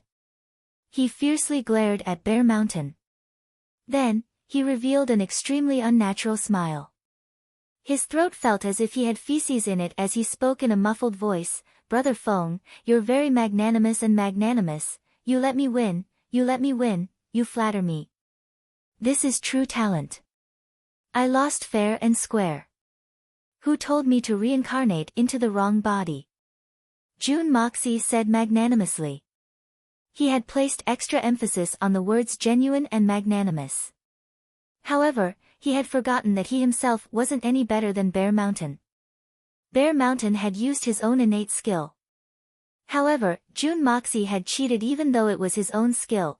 It's about the same weight as 8 tails. He didn't know how Long Crane could see that June Dashao was magnanimous and magnanimous. But, that look in his eyes was very strange. It could be said that Long Crane was a Xian crane in human form. So, he had always been noble and proud. So, he would rather concede defeat than use such a despicable method to win. But, he couldn't do anything to his reckless fourth brother. So, he might have won this fight, but his heart wasn't satisfied. He felt that using such a cheap trick was a disgrace to his identity. Secondly, it was a disgrace to his opponent. Thirdly, it wasn't a good thing to talk about. But, he has a very magical ability. The more he thought about it, the more ashamed he felt. And, he saw June Moxie concede defeat. And, he felt even more ashamed. And, he felt that the person before him was a magnanimous and magnanimous man. And, he wanted to make friends with him. The next round, the next round. Long Crane stared at him for a long time. Then, he remembered that the next round would be decided by him. But, there wasn't much to compare with. Facing such an opponent was a real headache. Especially, his opponent's confident look had made Long Crane feel a little guilty. He had a vague feeling that no matter what he competed in, it was all within his opponent's expectations. This was the second time in Long Crane's long life that he had felt this way. The first time was when he had faced Yunbi Chen. Long Crane suddenly felt a chill in his heart. Could it be that this person is comparable to Yunbi Chen? Bear Mountain stupidly squeezed his way forward. Then, he grinned and said, "Third brother, haven't you thought about it? Isn't this a very simple matter?" Long Crane rolled his eyes. He wasn't interested in talking to this guy. "Don't tell me you have a way." June Moxie looked at him with interest. "Do I still need to think about it?" Bear Mountain shook his head. "The next round will be a pissing contest." "Isn't that enough? This guy has tasted the sweetness. He's shameless to the end." June Moxie and Long Crane staggered as soon as these words left their mouths. In fact, the two of them were so shocked that they almost rolled into a pile. What kind of beast is this? Isn't this too despicable and shameless? He's worse than a beast. No, this isn't enough to describe him. But, there's no more despicable word to describe him. He's too much of a beast. Why don't you go and die? Don't you have any shame? Long Crane cursed. He felt the urge to burst into tears. Then, he ferociously kicked June Moxie's buttocks and flew into a rage. "Get lost. Even if you're shameless, your third brother is. Get lost." Bear Mountain awkwardly rubbed his buttocks and said, "Third brother, there's an outsider here. Can't you give me some face? No matter what, I'm still a respectable person. If you really want to kick me, then wait for my back to kick me. You're in the wrong here." "Bah! What face do you have? You've thrown it away a long time ago." Long Crane scolded as he expected better from June Moxie. "Scram to the side, don't open your mouth. You were the one who couldn't come up with a solution, but I did. I even won the competition. You don't want to say anything, but you don't want me to say anything." Bear Mountain grumbled and walked away. "Actually, I don't think there's anything wrong with what your fourth brother just said. It's completely in line with the previous agreement. Let's compete again." June Moxie suddenly rolled his eyes and said with a strange smile, "Ah." Long Crane couldn't help but cry out in alarm. "Then, won't you lose without a doubt?" Bear Mountain also spoke up, "Brat, don't think that old Bear's stomach is empty just because he's done it. Our reserves are huge. So, it wouldn't be a problem to do it 2 more times. Old Bear seemed to want to continue speaking. But, Long Crane glared at him, and he immediately became listless. Then, he muttered, I'm doing this for his own good. That's why I'm reminding him. I'm an expert, and I have to be honest. I naturally won't doubt fourth brother's words. But, it's not necessarily boring to repeat the same procedure. So, how about we change the medicine and not the soup? Long Crane snorted and said, I'd like to hear the details. June Moxie snorted and smiled, it's very simple. Fourth brother demonstrated how to pee in the sky. This time, we'll do it underground. What do you think? Pee underground? Bear Mountain suddenly turned around. Both of them opened their eyes wide at the same time. How is that possible? Once a person goes underground, it's already a miracle that they don't suffocate to death. There's mud and stones all around them. How can they release it? Even if they're lucky enough to find a relatively loose place to release it, they won't be able to escape from it. So, you're saying, you can't do it? June Moxie smiled faintly. It's simply impossible. Both of them shook their heads at the same time. It wouldn't be a problem if it was in the sky. But, it's impossible if it's underground. Do you think you can do it? What would you say if I really did it? June Moxie snorted and said in a provocative manner. Motherfucker, who asked you to act shamelessly? This time, I will give you a taste of your own medicine. Then, we'll consider it our loss. The two of them looked at each other and smiled. This kind of thing, humph humph humph, it seems that this guy lost in the sky, and wants to win it back underground. But, this kind of thing is impossible even if the two of us work together. This guy may have shown that he can drill into the ground, but it's completely different from peeing in the soil. Even if he's in the soil, his whole body needs to relax. Let's see how he does it. In any case, we can't think of a better way to compete. So, we'll just watch him make a fool of himself. It seems that we're going to have a draw in this competition. The two of them felt a little disappointed as they thought about this. We've already discussed the conditions before. But, we haven't made this clear yet. We can't snatch it by force. So, why don't we discuss it with him? As long as it's not too difficult, we'll agree to it. Watch carefully. Young Master June snorted coldly and raised both of his hands. Instantly, the two of them felt the aura that they had been yearning for so much thickening. They couldn't help but greedily sniff and lick their lips. Their hearts were itching to the point that they could die from it.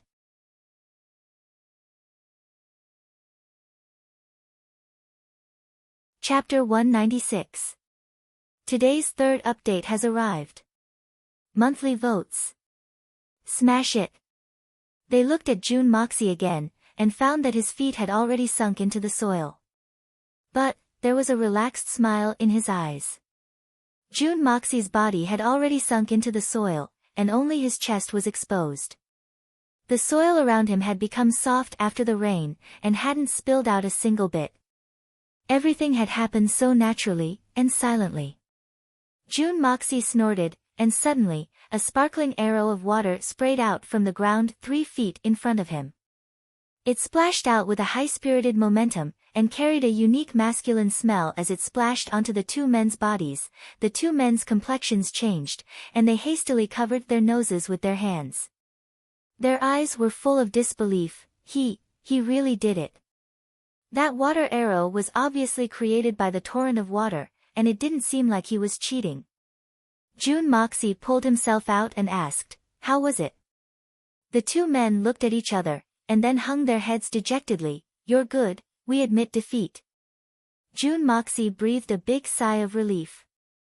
It's finally done. But, he didn't know that the two men on the opposite side were also very relieved. We've finally lost.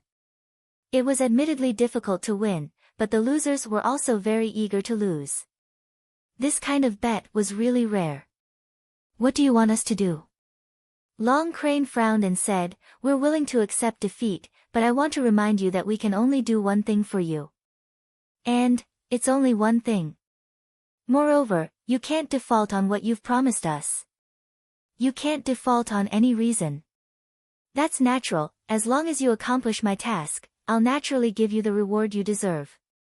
June Moxie extended his hand towards Long Crane, and smiled as a greeting. Long Crane looked at him with a puzzled expression, and slowly extended his hand to shake. Long Crane's body shook as the two hands came into contact with each other. Then, an indescribable look of pleasant surprise appeared on his face. Then, he closed his eyes with a look of enjoyment on his face. A stream of pure spiritual chi flowed into Long Crane's body from June Moc's palm. Long Crane felt as if he was taking a stroll in the clouds. His entire body felt as if he was floating in the air.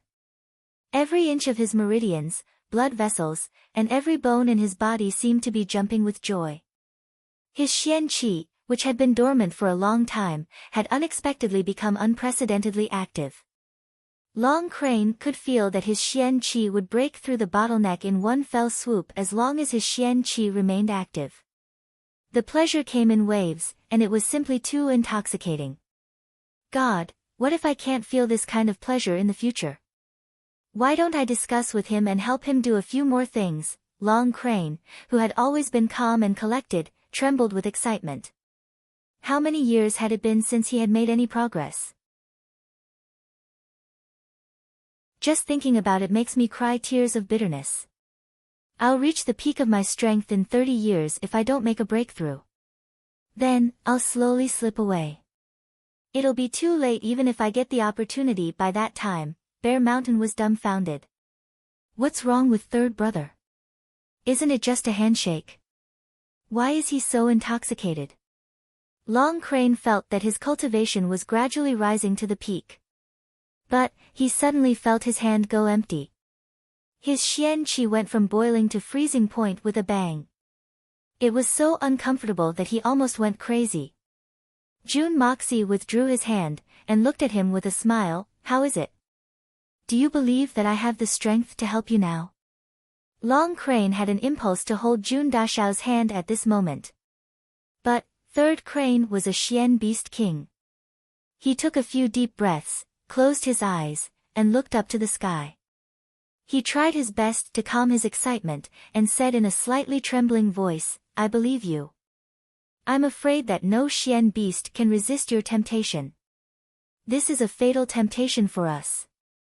June Moxie saw that Bear Mountain was puzzled. So, he smiled, and extended his hand towards him. Then, he gave him a taste of that feeling. Bear Mountain's big eyes opened perfectly round. It seemed as if he had seen a living immortal. His thick bare paws tightly grasped June Moxie's hand, and wouldn't let go no matter what. Then, he begged, give me a little more, give me a little more, give me a little more, give me a little more, give me a little more, give me a little more, give me. I want it. A man with a messy beard was almost 3 times the size of his own body. He was holding his hand like a naughty child asking for candy. And, those ambiguous words, what kind of feeling was this? June Moc felt a chill run down his spine. He pulled his hand back and shook it. He felt goosebumps all over his body. He was extremely regretful that he hadn't taken the initiative to grab that shameless troublemaker's hand. Fourth brother. Long Crane scolded, look at you. You don't have the demeanor of an expert. Why are you in such a hurry? We haven't discussed the conditions yet. How can I not be in a hurry? Bear Mountain glared at him. The blue veins on his forehead were bulging. I've been stuck at the peak of the primary level for 20 years now. Every day feels like a year. I don't have any conditions. You shut up. May I ask what you want us to do for you? With your magical powers, what can't you do yourself? Long Crane stopped Bear Mountain, and pushed him to the side. Then, he asked in a rather urgent voice. There's nothing particularly difficult to do. Especially for you, it's a piece of cake. I have a reason why I can't act. Otherwise, I wouldn't have let you off so easily. June Moxie played it down, and continued to act like a big hoodwinker. Oh. Tell me quickly. Is there anything in this world that we can't do? You dilly-dallying to keep me in suspense is making me very angry. Big Bear jumped up from behind Long Crane, and waved his fists as he spoke impatiently. I'll do it for you no matter what it is. The great master Li Ju Tian has been making me very uncomfortable lately. In fact, I feel disgusted. June Moxie looked at the two men's faces as he spoke. You go and kill him. What? What kind of joke is this? Long Crane and Bear Mountain roared at the same time. Then, they became dumbstruck. Long Crane and Big Bear had a feeling that something big was about to happen when they had heard the name, Great Master Ju Tian. And, the two of them had almost fainted when they had heard the name, Great Master. He's the second of the 8 Great Masters. He's the second most powerful man in the world. He's not inferior to Yun Bei Chen in terms of strength. Wouldn't we have killed Yun Bei Chen if we could kill him? It's hard for this mysterious man to speak in such an understated manner. Go and kill the great master Li Ju Tian. Do you think we're going to kill a chicken? Are you trying to play with us? That's easy. Wouldn't it be like plucking the stars and the moon if we wanted to do it? I reckon that even the eldest brother would only be able to defeat Li Ju Tian. But, he wouldn't be able to kill him. There's only one way to kill Li Ju Tian, create a situation where Li Ju Tian can't escape. Then, the eldest brother and the eldest brother will act at the same time. But, I'm afraid that at least one of the 3 of them will be buried with him even if they have such an advantage. He's risking his life for this. What's wrong? Is it difficult? You can tell me if it's difficult. June Moxie looked at the 2 men and asked in a surprised manner. It's not that it's not difficult at all, it's that it's impossible. Bear Mountain snorted twice. Why don't you tell us to pluck the stars from the sky and kill Li Ju Tian? Do you think it's like slaughtering a pig or a cow? Is it that easy? Let's do something else. What should we do? The Shui Han Manor is the only one who has provoked me. What's the use of asking you to do something else? It's just that it's not convenient for me to do it myself. Otherwise, you wouldn't be able to take advantage of me. June Moxie spread out his hands with a helpless expression on his face. Since you can't do it, then forget it. This bet is invalid, and you don't need to listen to my instructions. I'll take care of Li Ju Tian myself. I'll just wait for a few days. What? Invalid? No, even if you want to invalidate it, we won't do it. If you didn't let us experience that kind of pleasure, then invalidate it. But now, we absolutely can't. If it weren't for the mysterious man's unfathomable strength, Big Bear would have already made his move. Wait. Long Crane waved his hand and said, You just said that the Shui Han Manor is the one who has provoked you, and not Li Ju Tian himself. Is that right? Long Crane had finally grasped the crux of the matter, and this had given him a sudden sense of excitement and hope. The heavens never bars one's way. The 2 Xian beasts thought in their hearts. It would be a great pity to lose such an opportunity. Fortunately, there's still a turning point. What do you mean? Isn't the Shui Han Manor the same as Li Ju Tian? What's the difference between the 2? June Moxie asked in a calm tone. It seemed as if he didn't care about this matter at all. That's a big difference. Bear Mountain suddenly became excited. Li Ju Tian travels the world all year round. He doesn't stay at the Shui Han Manor. In fact, he only returns once a year. So, how can the Shui Han Manor and Li Ju Tian be lumped together? So long as Li Ju Tian isn't involved in this matter, then the Shui Han Manor won't be a difficult matter. The famous Shui Han Manor isn't a difficult matter for my elder brother. It's better to have strength. Is that so? That's right. The Shui Han Manor belongs to Li Ju Tian. But, you don't need to deal with Li Ju Tian to deal with the Shui Han Manor. Jun Moxie asked doubtfully. Then, he patted his forehead. I almost killed the wrong person. The two Xian beasts rolled their eyes in disdain. What do you mean by almost killed the wrong person? Is Li Ju Tian a good person? You almost scared the two of us to death before.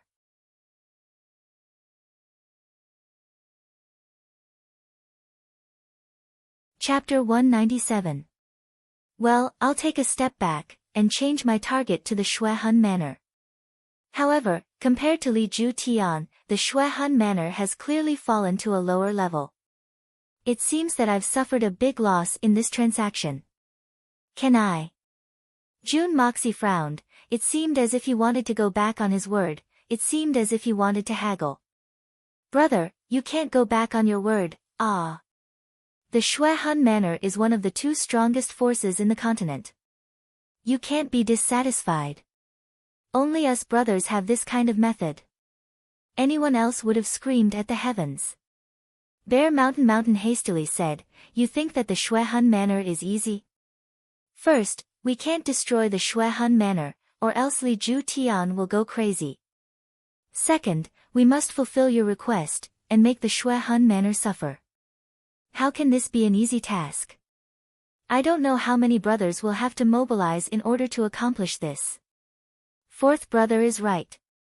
The reason why the Shuehan Manor is weaker than the Silver Blizzard City is because Li Ju Tian is always away, and Han Feng Shui never leaves the Silver Blizzard City. In fact, the Shuehan Manor and the Silver Blizzard City can keep pace with each other if the two great masters aren't taken into account, Long Crane said in a low voice. In that case, let's do it. Jun Moxie wrinkled his eyebrows. He was unwilling to give up. However, I've suffered a loss. So, I'll add one more request. You must fulfill this request, or else I'll forget about this transaction. Please say it.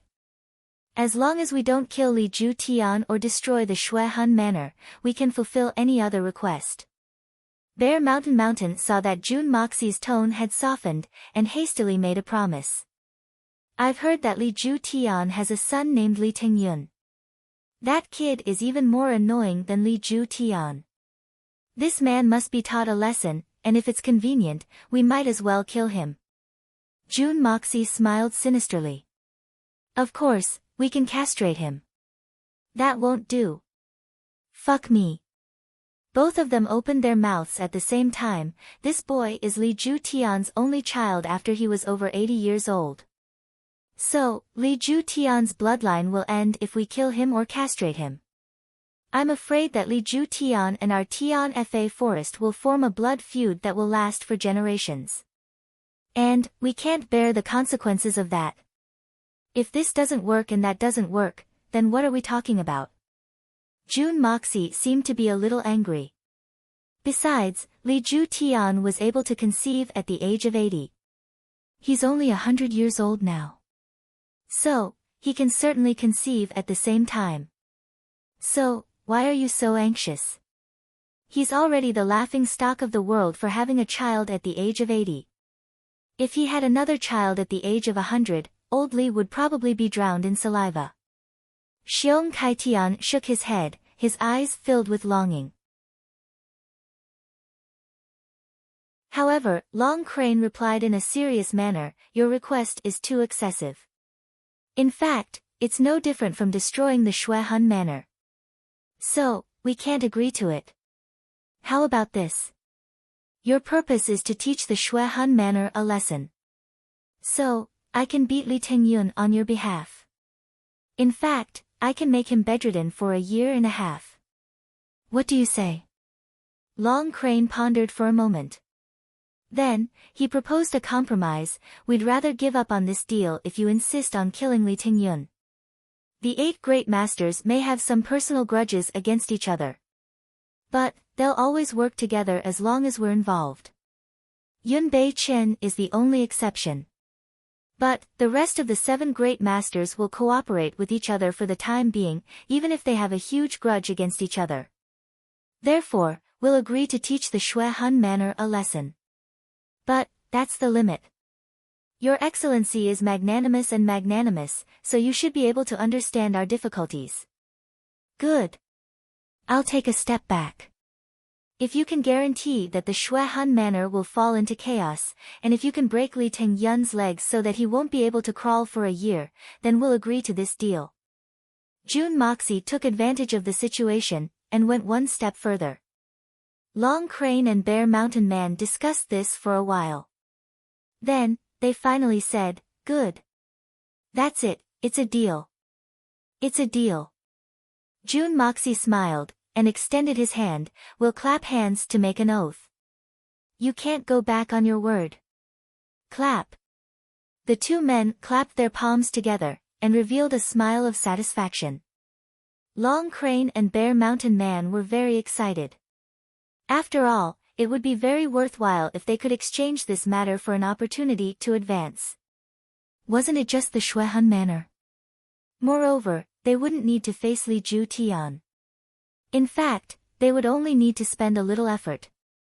In fact, this was a huge advantage compared to the benefits that they were about to receive. The two men thought about the glory of advancing to the next level, and the leisurely and carefree life they would have after that. So, why would they need to fear the 8 great masters if they could advance to the next level? What a joke! Jun Moxie was even more excited.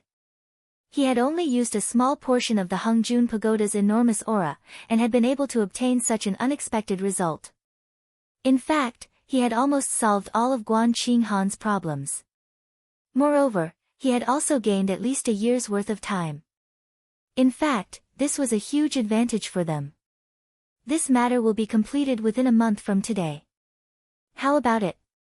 Jun Moxie asked in a somewhat hasty manner. He couldn't use his spirit sense to its limit, and was on the verge of being exposed. No problem at all. Long Crane and Big Bear hurriedly agreed. Then, they looked at each other and smiled in a very refreshing manner. 1 month is too easy for us to accomplish this task. This is tantamount to 2 great masters joining hands to deal with the Shui Han Manor. How could it take a month? They're looking down on us. Brother Feng, how will we find you after we're done? Long Crane finally asked this question. It could be said that he was quite calm. You can go to the Jun family's residence in the Tianxiang city, and tell Jun Wui that the Shui Han Manor has cancelled their plans to go north. Tell them that the Shui Han Manor has cancelled their plans to go north. Then, wait for a moment, and I'll immediately meet with you. Then, I'll fulfill my promise. Jun Moxie made a solemn vow.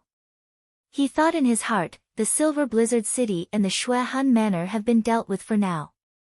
But, it's only a temporary solution. I'll talk to you about the Silver Blizzard City's problem after a month. I'm not afraid that you'll run away since you've taken the bait. Ha ha ha. Jun Dashao's insides were filled with treachery as he laughed twice. Well, there's no time to lose. We 2 brothers will bid farewell here. Long Crane cupped his hands, and then pulled Bear Mountain Man to leave. Wait. There's one more thing I'd like to ask you too. Jun Moxie suddenly called out to the 2 men, may I ask what is the use of the peak level 9 Xian Dan? The 2 men stopped in their tracks as they heard this question. They turned around and looked at him for a while. Then, Bear Mountain Man asked, why are you asking this? Don't tell me, you really have a peak level 9 Xian Dan? Do you think that I need a peak level 9 Xian Dan with my abilities? I'm just asking since you're arguing with each other. It's fine if you don't want to tell me. We'll take our leave now. Jun Moxie was startled. It seemed that these 2 men were very concerned about this matter. He couldn't help but feel a little regretful. You're right. You have such a pure mysterious heavenly qi in your body. So, the Xian Dan is useless to you. So, you don't need a peak level 9 Xian Dan. Long Crane said with a sincere tone of envy. This mysterious man in front of them not only has a mysterious heavenly qi, but it's also incomparably pure. His strength is unfathomable. Even Yun Bichen wouldn't be any weaker than him. So, Why would such a person need a peak level 9 Xian Dan? Long Crane and Big Bear thought this at the same time. They couldn't help but feel ashamed of themselves for gauging the heart of a gentleman with the yardstick of a lowly person. The two men smiled and said, "Actually, there's no harm in telling you. You humans call the Xian Dan. But we have another name for it. It's the most mystical thing for us Xian beasts. It's also the crystallization of our life's essence. But even a Shin Xian expert's body will explode if it's used improperly. So, it must be stabilized with the heavenly star grass. Then, it must be refined with the tricolored mushroom. Then, it must be supplemented with the 9 Xian root. Then, a Shin Xian expert can guide the Xian Qi inside the Xian Dan. Then, a person's cultivation will soar by leaps and bounds overnight. But, these three medicines are legendary. Moreover, even a Shin Xian expert is hard to find. Long Crane sneered, who doesn't have selfish motives? That's right. Haha, it's strange that someone would fight to the death for such a troublesome matter. But, it's very strange. Why bother? June Moxie said in disappointment, the greed of human nature is the most terrible thing in this world. The two men nodded in agreement. They felt that June Moxie's words had touched their hearts. Then, they sighed at the same time. The three men cupped their fists, and saluted. Then, the two silhouettes disappeared in front of June Moxie's eyes like two wisps of smoke. The two Tian Fa kings couldn't wait to carry out their task. The rainstorm had already stopped, and dawn was approaching. June Moxie heaved a long sigh of relief. His mind relaxed, and he fell down on the muddy ground. He felt as if his head was being pricked by needles. June Moxie's spiritual power had almost been consumed in one night. In fact, he was barely able to support himself. He was afraid that Long Crane would discover his true strength if he were to disconnect from the Hongjun Pagoda. However, the rewards of this night's hard work were beyond his imagination. It hadn't gone as smoothly as he had expected. But, he had solved the problem of the peak level 9 Xian Dan and the Shui Han Manor in one fell swoop. And, this was considered a great harvest for June Moxie. Long Crane and Bear Mountain had caused a ruckus, and Li Tengyun had sustained serious injuries. So, it was estimated that he would be able to drag this out for at least half a year. But, June Moxie was confident that the June family's overall strength would increase after that. And, even if the Shui Han Manor were to launch a large-scale attack at that time, they wouldn't be as helpless as they were now. In fact, June Moxie was very much looking forward to it. How will I sharpen myself if I don't have an opponent? There will only be progress when there's pressure. June Moxie will come knocking on their door even if the Shui Han Manor doesn't come after him once he feels that his wings are fully fledged. You dare to have designs on my June family's women? You must have eaten a leopard's gall. I won't be able to vent my anger if I don't kick Li Tengyun in this life. Shui Han Manor. Silver Blizzard City. You've been arrogant for too long, haven't you? Talented people will emerge in every generation. And, they'll lead the way for hundreds of years. Young Master June gritted his teeth and sat up from the ground. Then, he dragged his exhausted body and walked back home in a joyful and painful manner. I'm going to be busy for the entire day. I've been writing since last night for fear that I'll stop updating. I was worried that I wouldn't be able to keep up with the updates. So, I've been writing since last night. That would have been great. I'm regretting it. I'll hit the wall. I'm not saying that I'm having a hard time. I didn't say that I was having a hard time, right? It's just that my fingers are cramping. But, I'll do what I've said. A man is a big tofu. Every mouthful of saliva will create a hole. Even if I can't create a hole, I'll still disgust people. Everyone says so, let's not talk too much. Let's get back to business. Today's moving can be considered as a joyous occasion. I'll extend my weathered, tender, and white hands to everyone. I'll ask for a few or dozens or hundreds of monthly tickets as a gift.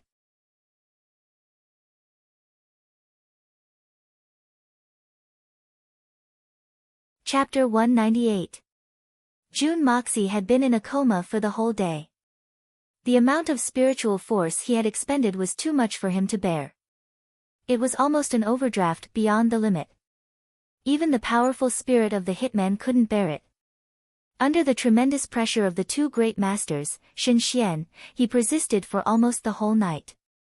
Finally, the conditions were negotiated, and the two beasts had left. June Moxie finally relaxed. He didn't feel anything when he was under the watchful eyes of powerful enemies. But now that he had relaxed, he almost didn't have the energy to go home.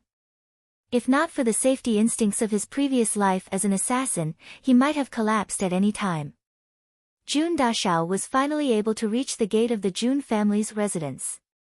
He was completely exhausted. At this moment, not only was his spiritual force exhausted, but his physical strength was also exhausted. He didn't even have the strength to move a finger. He was carried in by the guards at the gate and laid down on the bed. Then, he lost consciousness. Little lowly Kuer served the entire night without a care in the world, not daring to close her eyes for even a moment. Jun Wu Yen, who had gone to join in on the fun, decided not to participate in it as the level of the people present was too high. He returned home early, his mind clear as he avoided the undeserved calamity. He sat alone in his trademark wheelchair, sitting in his nephew's courtyard for the entire day. His brows were wrinkled, and his face was full of worry. What did June Moxie mean when he said those words before he fainted? The Shui Han manor should be fine for the time being. What did he mean by the Shui Han manor should be fine for the time being? Why should it be fine for the time being? Since the Shui Han manor had released this rumor, how could they not carry it out in one go? If there was no more news, wouldn't the reputation of the Shui Han manor become a big joke? How could such a strong start and weak finish be the overbearing style of the Shui Han manor? The third master June had spoken in a heroic manner that day. He had said that he wouldn't fear any hardships or obstacles in order to protect his nephew's widow. But, the third master June was actually quite frightened in his heart. After all, the enemy was the famous Shui Han manor. Moreover, they had the backing of one of the 8 great masters, Li Ju Tian. This strength wasn't something that the June family could contend against. He had provoked the Silver Blizzard City in the past. The Lord of the Silver Blizzard City, Han Fei Shui, hadn't even been involved. But, the June family was already on the verge of extinction. Now, he had provoked an existence that might be even more terrifying than the Silver Blizzard City. Jun Wu Yi had concealed his face when he had discovered the appearance of the level 9 Xian Dan. If he had been lucky enough to obtain it, then perhaps he would have been able to advance further. If he had been able to enter Shen Xian's realm, then perhaps he would still be no match for Li Ju Tian. But, he would still have been able to fight for a chance of survival for the June family. As for why he had returned early, it was because the third master had clearly determined that he couldn't do anything about it. There were many experts present, and their strength was terrifying. In fact, they had far exceeded the scope of his own abilities. If he were to force his way through, then he would only be courting his own destruction. And at this moment, his precious nephew suddenly told him, the Shui Han manor should be fine for the time being. Jun Wu Yi was both happy and surprised by this news. He didn't doubt the veracity of this information. After all, his nephew was very resourceful. In fact, he had brought him many surprises. However, he was also very surprised. He didn't doubt it, but that didn't mean that he wasn't surprised. How did my nephew do it? The other side is the 8 great masters, Li Ju Tian. This is truly unimaginable. Guan Qinghan had also come to see him a few times. She had heard Jun Wui's report of June Moxie's words.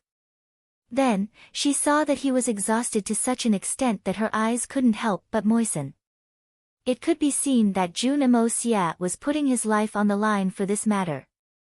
She didn't know why he had said those words with such confidence.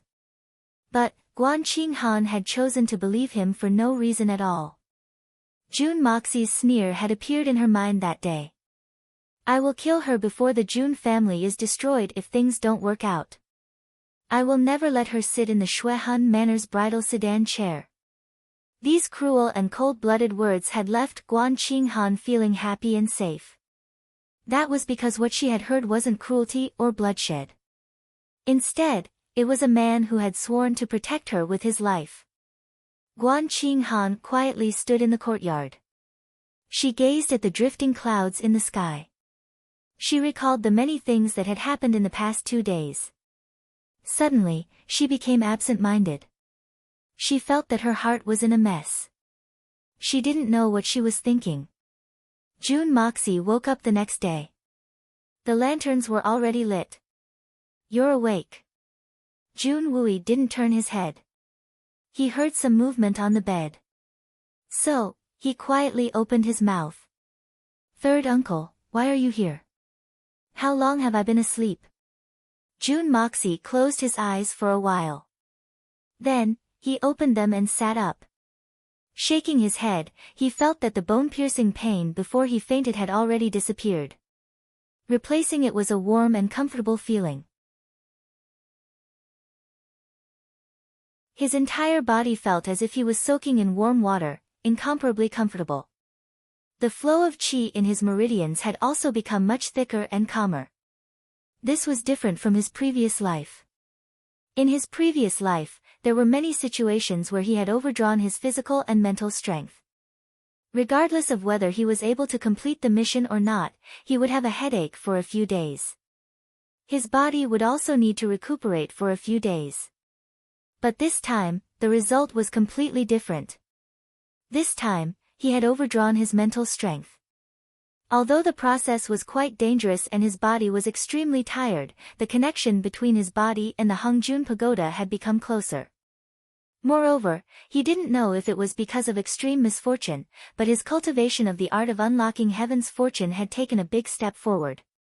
He could faintly feel that he was about to touch the threshold of the second layer. Jun Moxie suddenly had a very real feeling in his heart.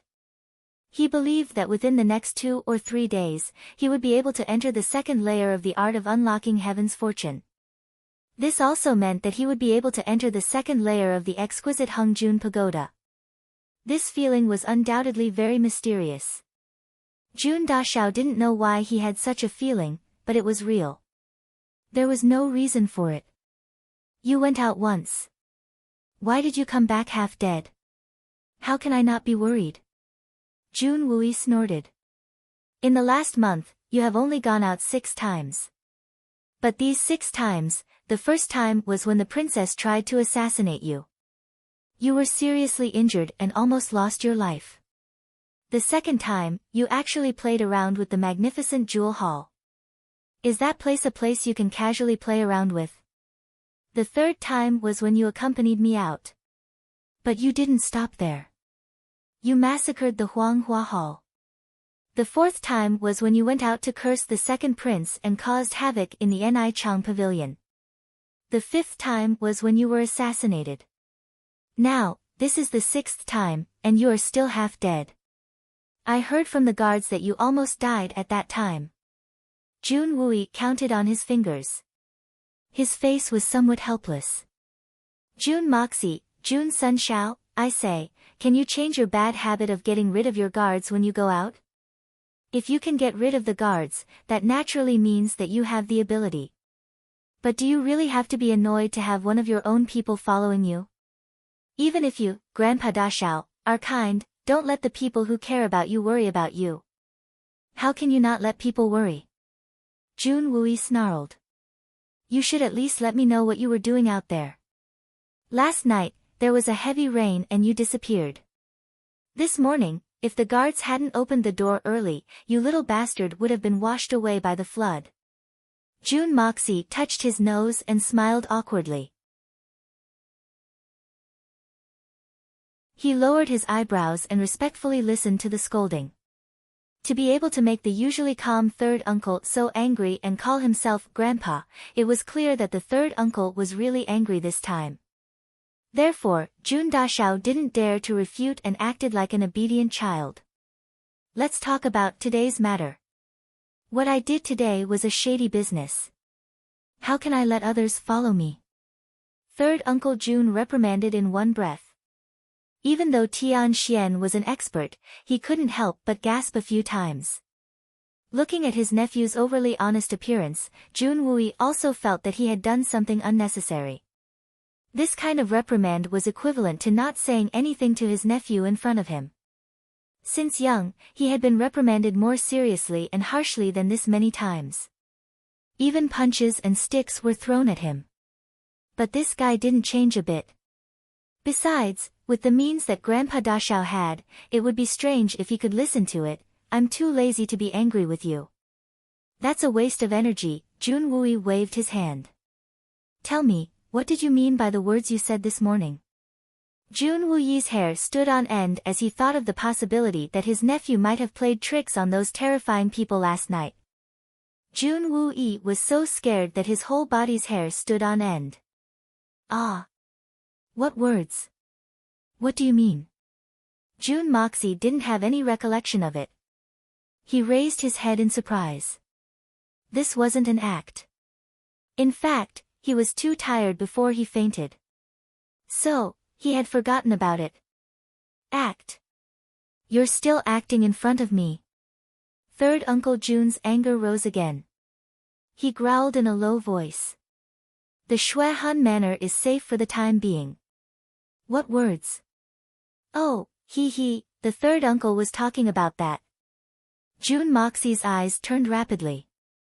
If the third uncle knew about the shady business he had done last night, he had played with 2 of the 8 great masters. He had also played with the other 4 great masters, Xin Xian. Moreover, he had trained with more than 20 Tian Xian experts and hundreds of Earth Xian experts. Moreover, he had killed 4 of them in seconds. Moreover, he had negotiated with the 2 Xian beast kings for half a night. Would the third uncle collapse on the spot? Would he be scared silly? Even if the third uncle was brave enough to not be scared silly, he would still break his legs. But, he would still be grounded for a period of time. But, he couldn't be grounded right now. It seemed that the truth couldn't be told directly. That's my guess. Well, I guessed it. Jun Moxie braced himself. His expression didn't change. In fact, he even smiled calmly. You're really good at guessing. You're really daring. How can you make random guesses like this? Jun Wui sneered. He then said as if he was reciting from a book, last night, a large number of peak experts had gathered in the western part of the city. And, they fought. It is said that one of the 8 great masters, Shi Changshao, and the solitary eagle of the grassland also participated in the fight. Moreover, the Yutang Empire's imperial preceptor, Fei Mengchen, the 3rd, 6th, and 9th great elders of the Silver Blizzard City, and many other Xinxian experts were also present. In addition, the Li family's eldest young master, Li Yuran, and the cold-blooded master, Lei Wu Bei's 10 disciples were also present. Moreover, the legendary Tian Fa king was also present at the scene. The reason for this incident is said to be that a black-clothed masked man had appeared with the legendary level 9 Xian Dan some time ago. And, it has been confirmed that the Xian Dan has fallen into the hands of the Tian Fa king. Jun Wui spoke in detail as if he was very familiar with them.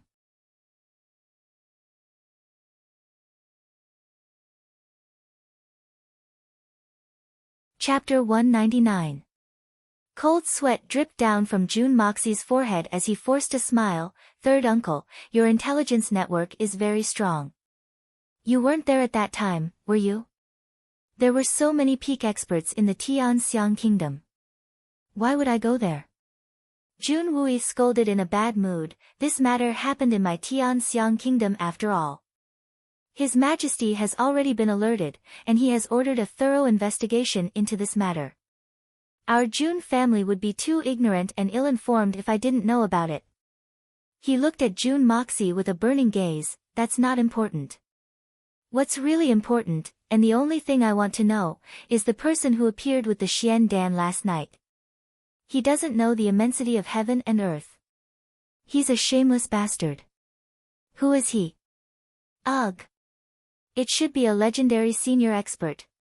How can I guess at such an expert? Perhaps he's the #1 expert in the world, Yunbi Chen, Shin Xian. No one else has such an extraordinary bearing. June Moxie said solemnly. Is it very worldly? June Wui's expression was like a volcano that was about to erupt. I gave you a level 6 Xian Dan a few days ago. Now, take out that Xian Dan for me to see. That Xian Dan is lying in Long Crane's arms. How can I take it out? Do you really think I can make something out of nothing? It's just a level 6 Xian Dan, June Moxie rolled his eyes. Lost it. Well, lost it. You didn't throw it to the king of Tian Fa, did you? June Wui nodded slowly. Very good, very strong. Since you woke up, I have asked you a lot of questions, and you have given me a lot of lies. June Moxie, Master June Sun Shao, you have really grown up, you have become a promising man. I don't know why you're so sure. I don't know how you managed to escape. I don't know how you managed to deceive those people. I also know that you lied because you didn't want me to worry, but... June Wui spoke slowly in a calm tone. June Moxie was frightened and wanted to get out of bed. Third uncle, I need to pee. I can't take it anymore, hold it in. If I really can't hold it in, I'll pee in my pants or under my blanket. June Wui roared. With a bitter face, June Moxie didn't dare to move.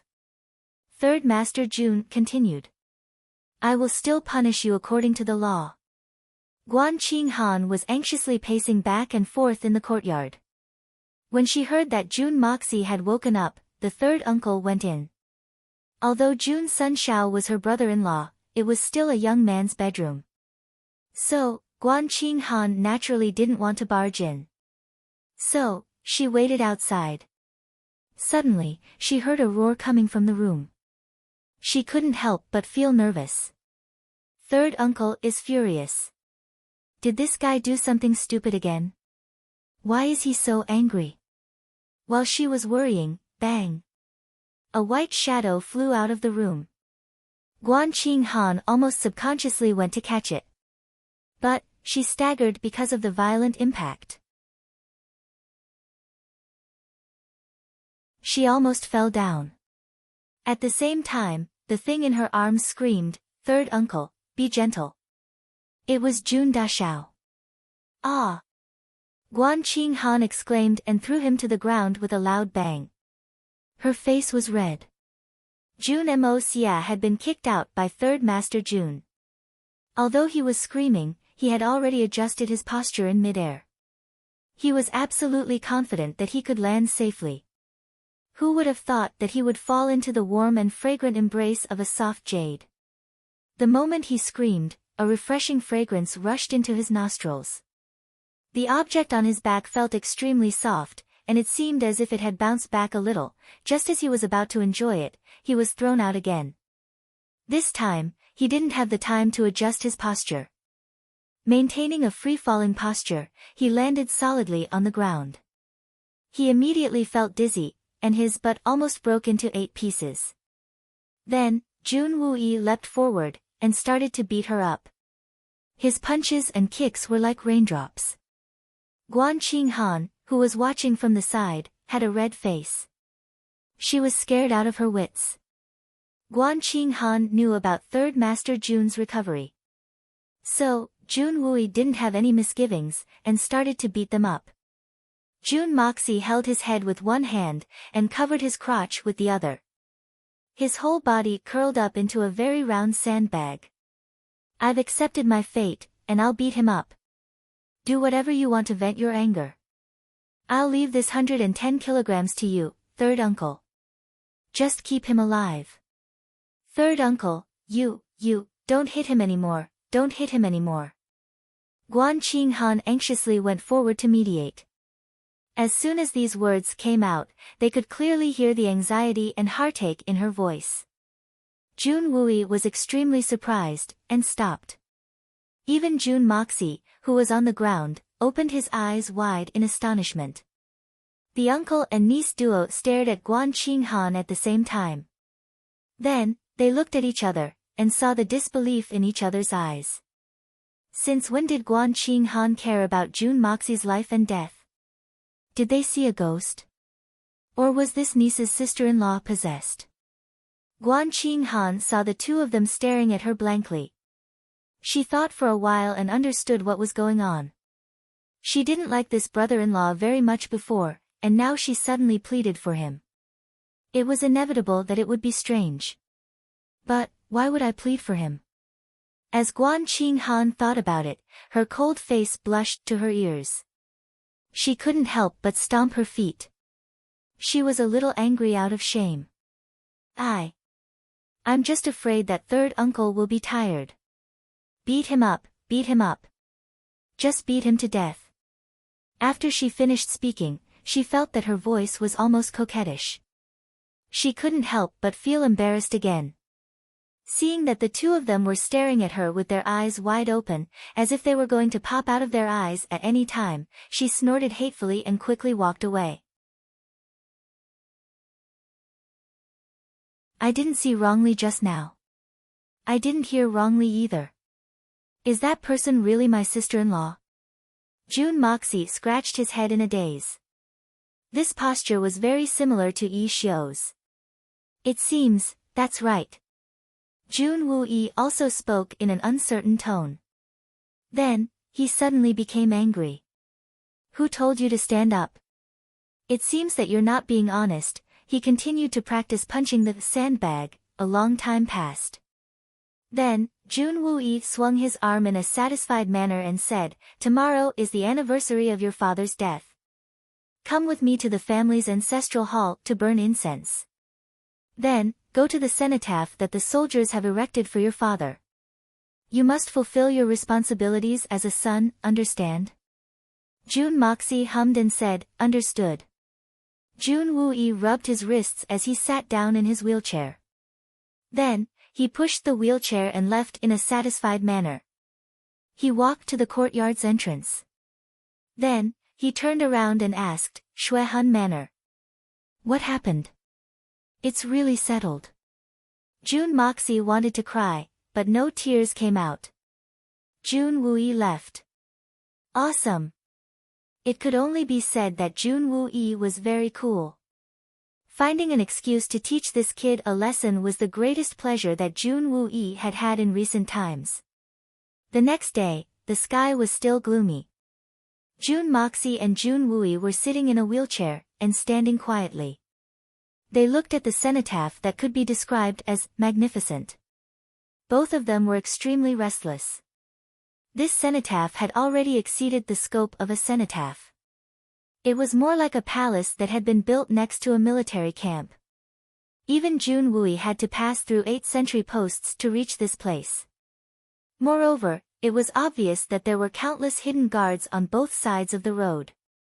A cenotaph was actually guarded to such an extent. 8 extremely thick and sturdy stone pillars supported a dome. At the 2 sides were 2 complete boulders that towered over the ground, facing the direction they came from. They were both flat and tidy, with a few words carved on them. On the left side, the wind and clouds listened to the ruler's command. On the right side, heaven and earth, your majesty roams. On the ground, there were steps that were neatly paved with bluestone. On both sides, there was a group of majestic stone statues that were as big as a normal person, mounted on horses and holding spears. As they walked further, on both sides, there were 4 majestic stone statues. Each of them had their hands on the hilt of their swords, looking straight ahead. Although they were stone statues, they were carved so vividly that they exuded an awe-inspiring aura. These 8 stone statues were carved according to the appearance of real people. They were your father's personal guards. People called them the 8 White Generals. Ever since Big Brother entered the army, these 8 people had been by his side.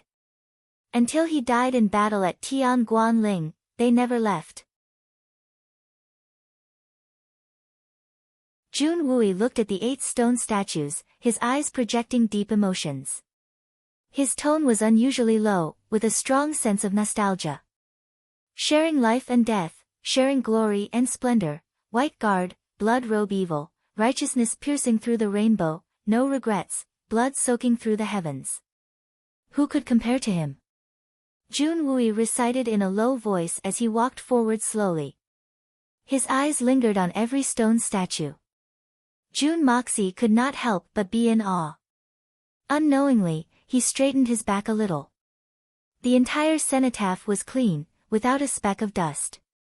After a rainstorm, in such a late autumn season, there was not a single leaf, not a single stalk of grass, not even a single water stain. There are people in charge of this place in the army camp. There is another unwritten rule in the army, no matter who, as long as Big Brother's cenotaph is covered with dust, it is a capital crime. Must be executed immediately. Although it is not a written rule, it is far stricter than the military law. There are no exceptions. No one has ever dared to go against it, and no one can. Jun Wui said in a low voice as he slowly pushed his wheelchair and walked all the way in. Jun Moxie quietly accompanied him, his heart was already shaken. It could be seen from this point that the military's love for his father had obviously reached an extremely high level. Perhaps, in the hearts of Tianxiang soldiers, the former white commander Jun Wuhui was a god. A god of war. Under the dome, in the central position, there was a tall stone statue of a middle-aged general riding a horse. His body was straight, his eyebrows were like swords, and his eyes were bright and full of expression.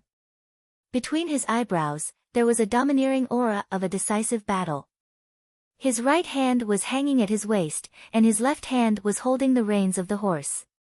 The corners of his mouth were curled up in a cold and grim smile. It seemed as if thousands of miles of rivers and mountains were under his feet, and hundreds of millions of creatures were under his control. The cloak behind him also seemed to be fluttering in the wind. Although it was only a stone statue, it faintly revealed a majestic and mighty aura of a monarch overlooking the world and shaking the winds and clouds. Let me inform everyone here. The evil monarch's updates will be concentrated in the afternoon and evening. If there are updates in the early morning or the morning, then it means that there will be more updates, or an outbreak. Perhaps it would be more enjoyable for everyone to watch if they gathered together like this. Well, if the brothers and sisters have different opinions, you can leave a message in the book review section. Yesterday, when we moved, we helped out with some drinking. Occasionally, we didn't drink, so we made a bet. For every glass of white wine we drank, we would eat a steamed bun. As a result, we ate 9 steamed buns. We were so full that we couldn't sleep at night. At 2:00 in the morning, we got up to practice, capture the enemy, to digest our food.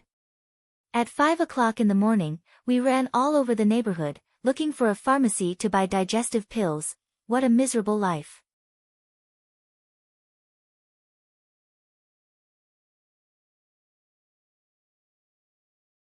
Chapter 200.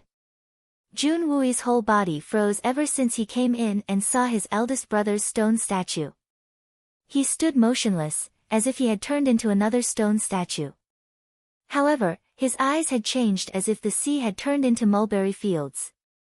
Jun Wui stared at the stone statue in a trance, motionless.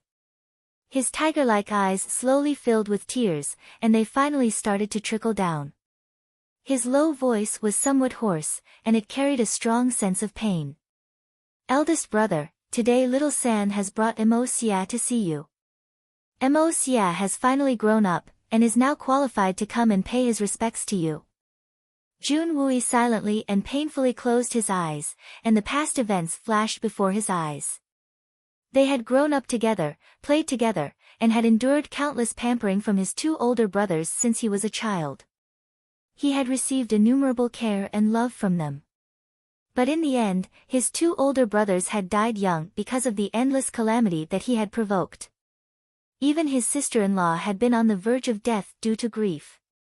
She had been picked up by her maiden family, and then the tragic news of her death had arrived. After that, the two families no longer had any contact with each other. The June family had sent people to visit them countless times, but they had been directly kicked out. His two nephews had been young, but they had also suffered a calamity because of him.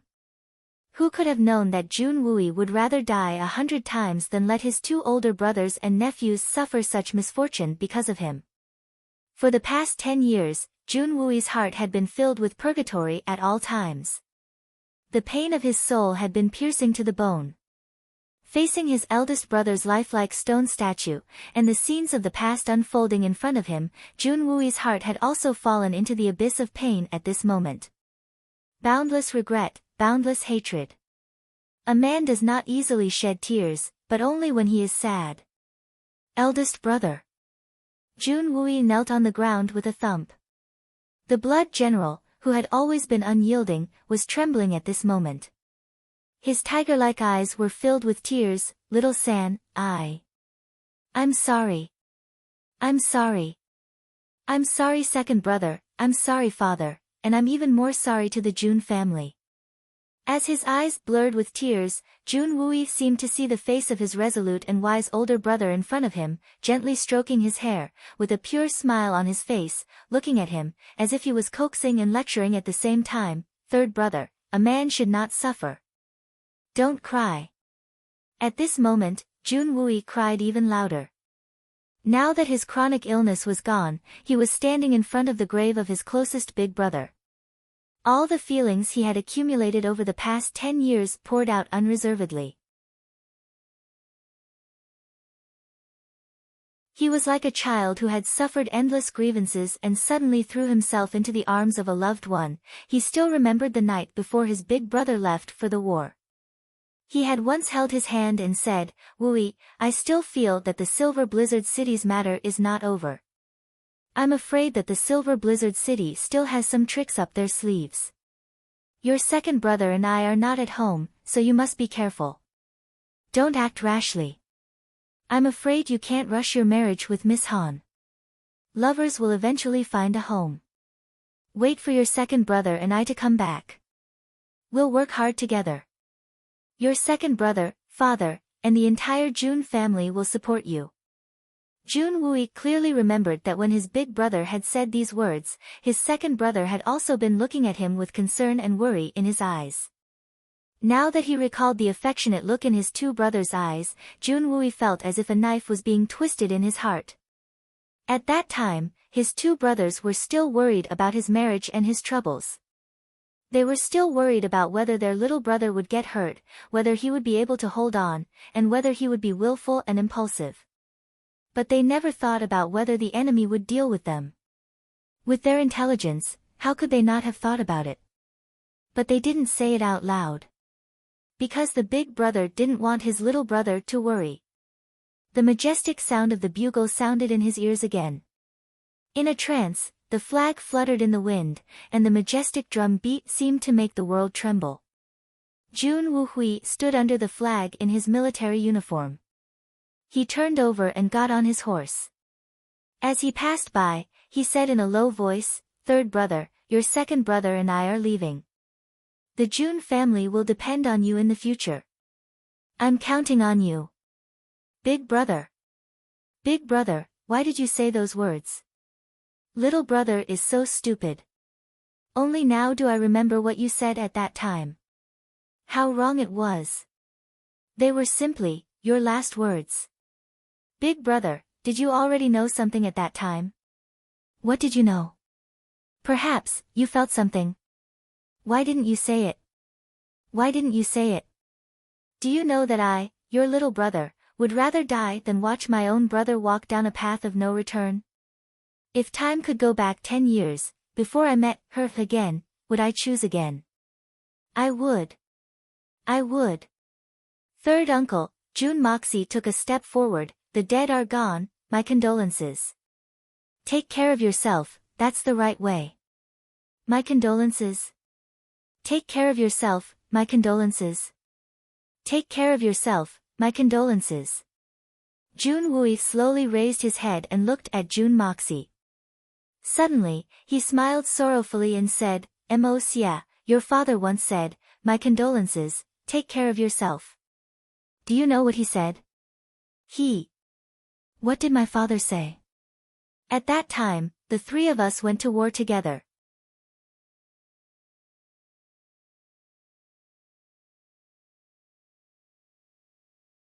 From head to toe, he exuded an awe-inspiring murderous aura, and did not look back at all along the way.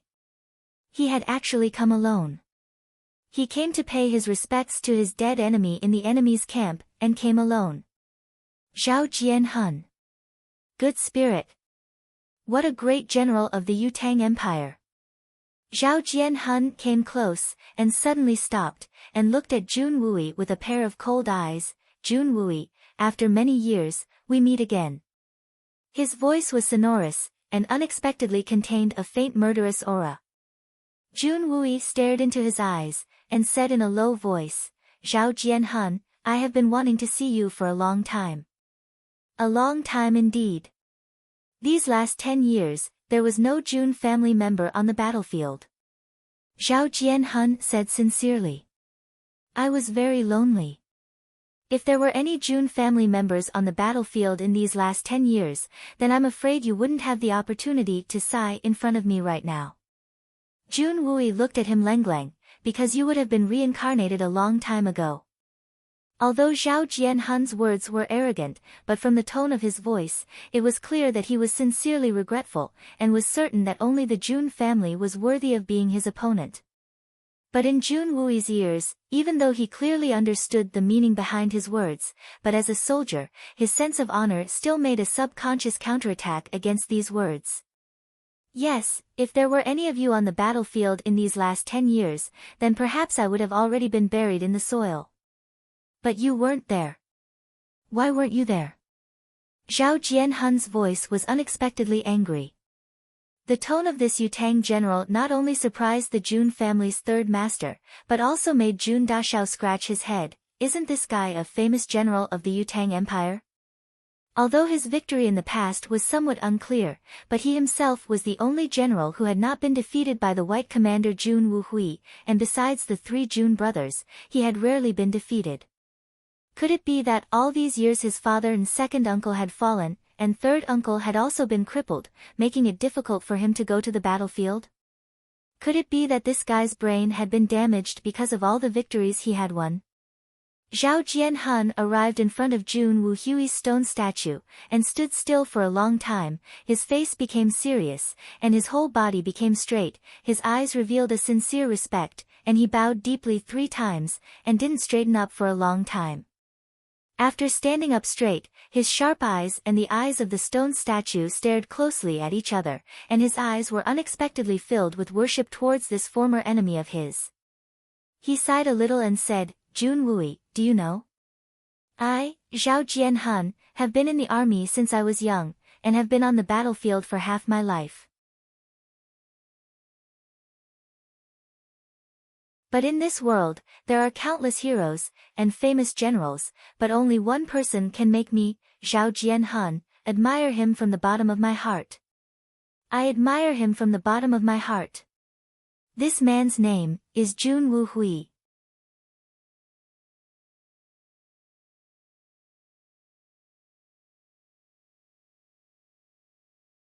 Chapter 201. Zhao Jianhun looked reverently at the statue of the enemy in front of him. I have fought against Jun Wuhui on the battlefield for 29 times, and I have never won. Whether it is a battle of wits or strength, I have always been a complete mess. No matter what I did in advance, no matter how I planned, no matter how I set up an ambush, I couldn't hide it from him.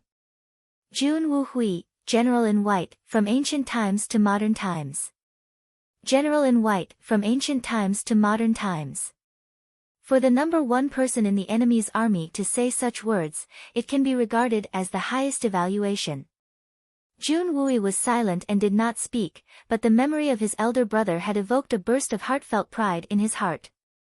But Jun Dashao was quietly contemplating. Yes, Zhao Jianhun had indeed suffered repeated defeats in the hands of Jun Wuhui, but he was also the only general who had been defeated by Jun Wuhui, and was never discouraged by his defeat, and became more and more courageous. No matter how miserably he had been defeated yesterday, he was still able to regroup today, and once again lead the army. Such a soldier who had been through hundreds of battles was really amazing. From this point of view, Zhao Jianhun was by no means a simple man. At that time, the two countries were at war, and although Jun Wuhui and I knew each other, but every time we met, it was on the battlefield, and we were mortal enemies. What I, Zhao Jianhun, want the most in my life, is to be able to drink with my biggest opponent, and also my most terrifying enemy, to be able to talk for a moment. A moment is enough. Zhao Jianhun said sadly, my greatest wish in life was to defeat Jun Wuhui on the battlefield, and then personally cut off his head, and then personally bury him. So no matter how miserably I was defeated, no matter how many times I was faced with desperate situations, I would still struggle to hold on, and it was because of this belief that I was able to climb back up again, and once again face that invincible enemy. Even after 100 defeats, I would still fight. Unfortunately, such a hero, such a talented commander, did not die on the battlefield. How sad and lamentable. Did not die on the battlefield? Jun Wuhui suddenly Lengleng opened his eyes. Zhao Jianhun, what are you trying to say? Or, what do you know? The death of his two brothers could be said to be one of the biggest problems in Jun Wui's life. Although it was generally determined that the Blizzard Silver City was behind this, but whether or not there was another reason behind it, and who was the culprit behind this, was something that the Jun Wuyi wanted to know the most. But what did this Zhao Jianhun know? Zhao Jianhun suddenly turned around. What do I know? I am a soldier. If I have done something, I will not go back on my word. Jun Wuyi, although you have defeated me before, I do not admire you. The only person I, Zhao Jianhun, truly admire is your big brother. If Jun Wuhui hadn't died, I would have killed him. But he died, and he died inexplicably in a battle with me, but I, Zhao Jianhun, will never take the blame for this. I know nothing about what happened in the past. I should have been defeated by Jun Wuhui 10 years ago, but I didn't. In the battle with you, I should have been defeated, but in the end, I didn't. The one who should have won has lost, and the one who should have lost has won. Zhao Jianhun smirked. How ironic. At this moment, Jun Wuyi vaguely understood the purpose of Zhao Jianhun's visit, and pondered, do you want to know the truth? Zhao Jianhun Lengleng looked at him. If I had really defeated Jun Wuhui and killed him, then I would have announced it to the world and celebrated it. For me, this would have been the greatest honor of my life, but the problem is that this is not the case. But this achievement that doesn't belong to me is hanging on my name. This is a huge shame to me, Zhao Jianhun. A shame that will be difficult to wash away. I can't stand it. So, I want to avenge him. Jun Wuhui is a true soldier, and he can only die on the battlefield, not because of a conspiracy. I can't accept this result, and I believe that even in the underworld, he won't be able to face it. Including you, Jun Wuhui, our last battle, ha ha ha. Zhao Jianhun's laughter was not loud, but it was very mournful. You are also a soldier. If such inexplicable victories happen to you one after another, what would you do? Maybe some people would be secretly happy, but it would definitely not be me. Jun Wuyi was silent. Jun Wuyi, I ask you. How did Jun Wuhui die? How did you lose? Zhao Jianhun glared fiercely at Jun Wuyi. Tell me the truth. The truth. Jun Wuyi tilted his head, and his face twitched. I also want to know. With Zhao Jianhun's status in the Yutang Empire, it can be said that he could summon the wind and summon the rain, but in the face of the Silver Blizzard City's experts, Zhao Jianhun was no better than an ant. Jun Wuyi certainly didn't want Zhao Jianhun to live in this world, but as Zhao Jianhun said, Jun Wuyi was also a proud soldier, and he believed that he would always be so. He would only want Zhao Jianhun to die on the battlefield, and it would be best if he was killed by himself.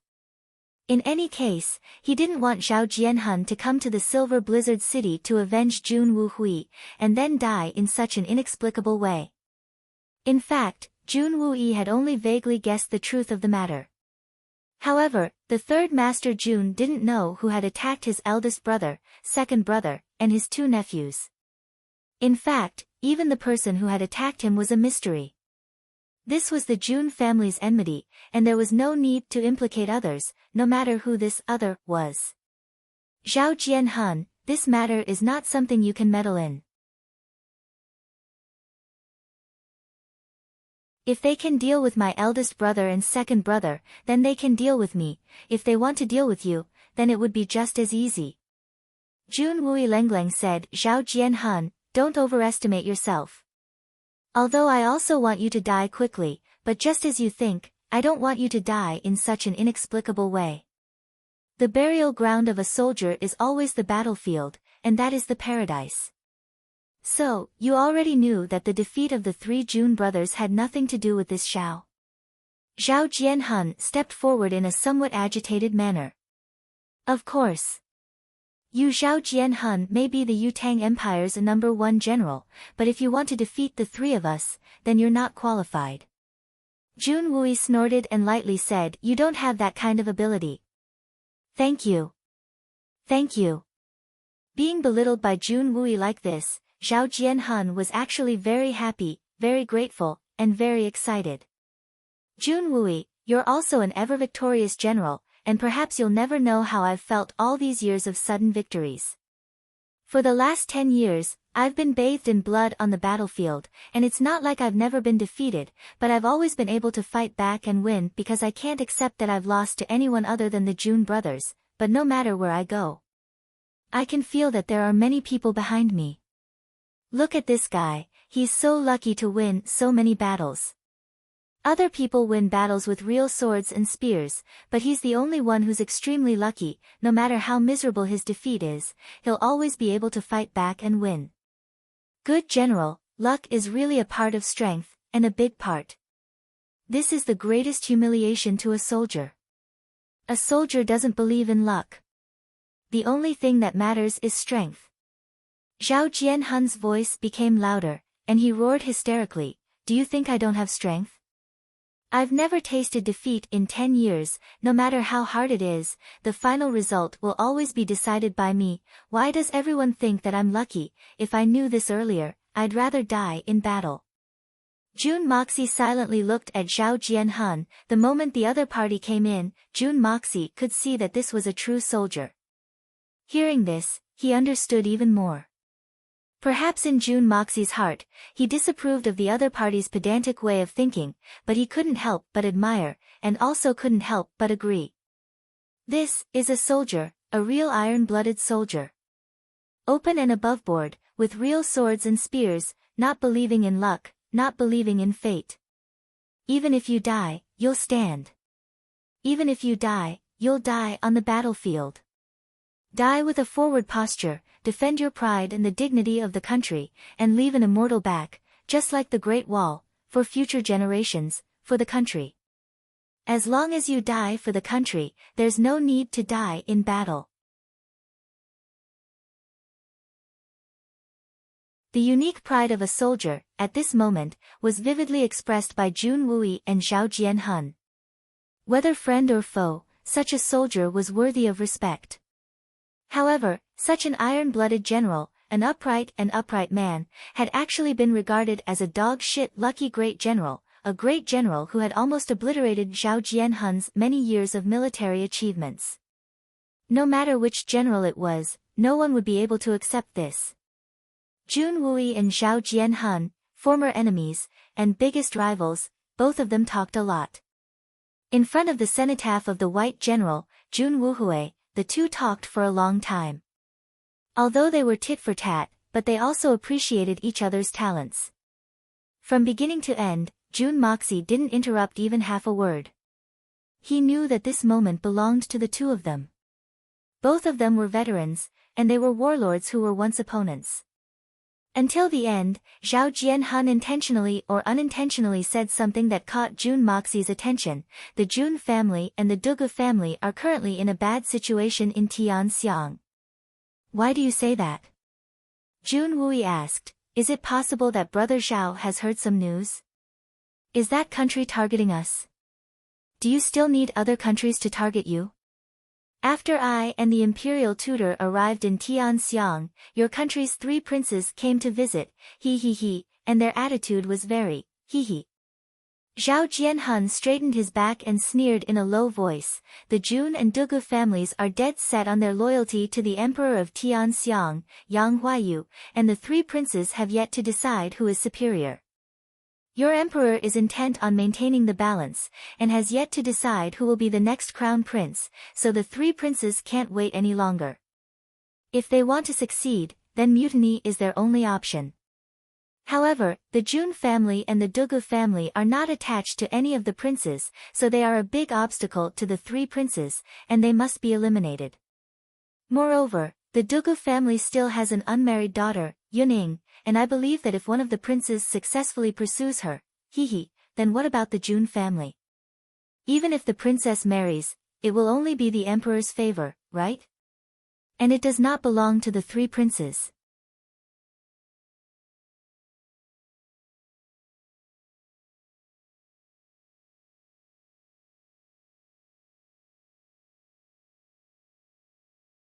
Jun Wui looked at Zhao Jianhun's back and slowly said, in the past, Big Brother had targeted his arrogance, this weakness of his, laid countless traps, every time, he stepped into it, never regretting it. Jun Moxie couldn't help but laugh. It's not easy for him to live until now. Although this person is too arrogant, but he also has the capital to be arrogant. He is proficient in both the civil and military, and is also outstanding in battle and ambush. Don't you think he has the qualifications to be arrogant? If I were him, I would also do the same. Jun Wui said, and his greatest ability, and also what your father admired the most about him, is that even in a desperate situation, he never gave up the hope of survival, and even turned the tide of defeat to survive. Every time he was defeated, the more he fought, the braver he became, and never gave up. No matter what the situation was, he always stood firm. Your father once told me that if he were in Zhao Jianhun's shoes, he may not be able to do it. Zhao Jianhun is really an outstanding person. Jun Mo Xia agreed in his heart, taking the easy road is not considered a skill. Only those who can survive in the face of adversity without losing their fighting spirit and will to fight are heroes. That year, when we were studying Zhao Jianhun, Big Brother immediately decided on the strategy to deal with Zhao Jianhun because of one sentence from Zhao Jianhun. Jun Wui said with heartfelt pride, and this strategy, even now, is still effective against Zhao Jianhun. What sentence? Jun Moxie suddenly became interested. That year, Zhao Jianhun rose to prominence in Yutang, and the Prime Minister of Yutang wanted to betroth his daughter to him. But the woman was extremely fat and ugly. Jun Wui smiled. At that time, in front of many ministers, Zhao Jianhun bluntly said, such an ugly woman, how can she be worthy of the handsome general? Jun Moxie laughed. At that time, when Big Brother knew about this, he immediately said, Zhao Jianhun is a proud and aloof person, and his ability is outstanding. His personality is also very arrogant, and he will never bow down to others. Yutang lacks talented generals, so this person will be promoted. So in a few years, Zhao Jianhun will become a big enemy of our army. But this kind of character is very bad. Proud and aloof, if he is a scholar, it can be said that he has the strength of character, but if he is a general, it is a fatal flaw. Pride. This is a big taboo for a general. If anyone faces Zhao Jianhun in the future, as long as they can firmly grasp this weakness, they will successfully be in an invincible position. Jun Wui's voice was full of nostalgia. When Big Brother said this, Zhao Jianhun was just an ordinary general, but less than 2 years later, Zhao Jianhun became the general of Yutang's army. And Big Brother said that Zhao Jianhun's weakness is still there today.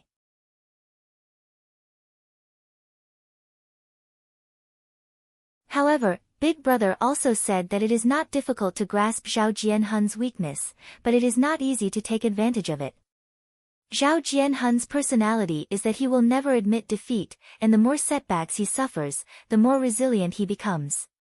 If it is not for a series of fatal blows that completely obliterate his fighting spirit, it would be impossible to defeat him. Because of this, Big Brother fought continuously and defeated him 29 times in a row, but unfortunately, in the last battle. A leopard can change its spots, but a leopard cannot. Jun Moxie sighed deeply, and felt a heartfelt respect for the father he had never met. Just from this sentence and limited information, he was able to accurately grasp the character of an enemy country's general, and then formulate a general who knew his weakness, but still fell into his trap. The ingenuity of this plan is really frightening, and Jun Wuhui is worthy of being called the god of war. And from this weakness of Zhao Jianhun's character, Jun Moxie instantly understood why Zhao Jianhun had been suffering for the past 10 years. Such a proud person, and a true warrior. If such a person had to suffer a shameful defeat, then perhaps he would not have taken it to heart, and would have been able to completely bear it. As long as he turned defeat into victory, he could wash away his shame. But now he had to bear this inexplicable and shameful victory that should not have belonged to him. As a winner, how could he wash away his shame? How could he turn victory into defeat? For such a proud person, this was more painful than killing him. Lucky dog shit. This kind of title, this kind of humiliation, for someone like Zhao Jianhun who was extremely proud and arrogant to the extreme, it was undoubtedly a shackle in his soul. And this shackle could not be explained, nor could it be removed. No wonder Zhao Jianhun's last words were, "I have endured all these years, and I am very tired." It was only now that Jun Moxie finally understood how much grief, helplessness, and heavy pressure Zhao Jianhun's last words contained. Perhaps the only way to remove this shackle was for Zhao Jianhun to personally defeat the only surviving member of the Jun family's 3 heroes, Jun Wui, but this chance was extremely slim. Zhao Jianhun, for all these years, had been undefeated, and although his glory was boundless, but his heart had long been overwhelmed. So this time, he had desperately followed Fei Mengchen to Tianxiang City, to pay his respects in front of Jun Wuhui's cenotaph. Not for anything else, but to pour out the pain in his heart, and only in front of Jun Wuhui could he pour out all the bitterness in his heart. Although he did not say anything when he was in front of Jun Wuhui. But there was no need to say anything. From this point of view, when Zhao Jianhun said that he would avenge Jun Wuhui, it was by no means a lie. Because Zhao Jianhun's pain all these years was also brought to him by those people. Avenging Jun Wuhui was tantamount to venting his anger for himself. It seems that the 3 princes are a little impatient, the imperial power, the Yellow Springs. As they walked out of the cenotaph, Jun Wui spoke in a heavy tone, "Moxia, if they want to deal with the Jun and Dugu families, it is absolutely impossible. The Jun family and the Dugu family can't be shaken by a mere prince. Humph. Humph. A trifling brat like them is far from qualified. But if they want to deal with you, the possibility is very high. After all, you are the only descendant of the Jun family. If you are gone, then your grandfather and I will work hard, and no matter how much glory we have, it will all be meaningless. You have to be careful about this. Third uncle, my current strength is not very high, but, even if they want to kill me, I'm afraid it will not be an easy task." Jun Moxie smiled in a somewhat cynical manner. He had been able to come and go freely during the battle between the 6 great masters, Shen Xian, so why would he care about these little assassination tricks? With the yin-yang escape technique, he believed that even the 8 great masters wouldn't be able to kill him, but if they make a move against me first, then I will not be lenient. The corners of Jun Moxie's mouth slowly curved into a cruel smile. Princes? Hey, can't the princes be killed? This is very strange. I want to see which of those 3 brothers has eaten a bear's heart and leopard's gall. Do they really think that I won't fight back? There is no need to be lenient. Jun Wui's black hair fluttered in the wind, and his eyes were cold as he said, "But once you make a move, you must be clean and efficient, and not leave any traces behind. Even the slightest flaw could bring about endless trouble." "I understand." Jun Moxie's eyes narrowed as he pushed the wheelchair, and smiled deeply. "Third uncle, I am not a person who is afraid of trouble. When it comes to leaving no traces, I believe that no one in this world can do it better than me." At this moment, on the roof in front of them, a shadow flashed past, as swift as a bird, and as fast as lightning.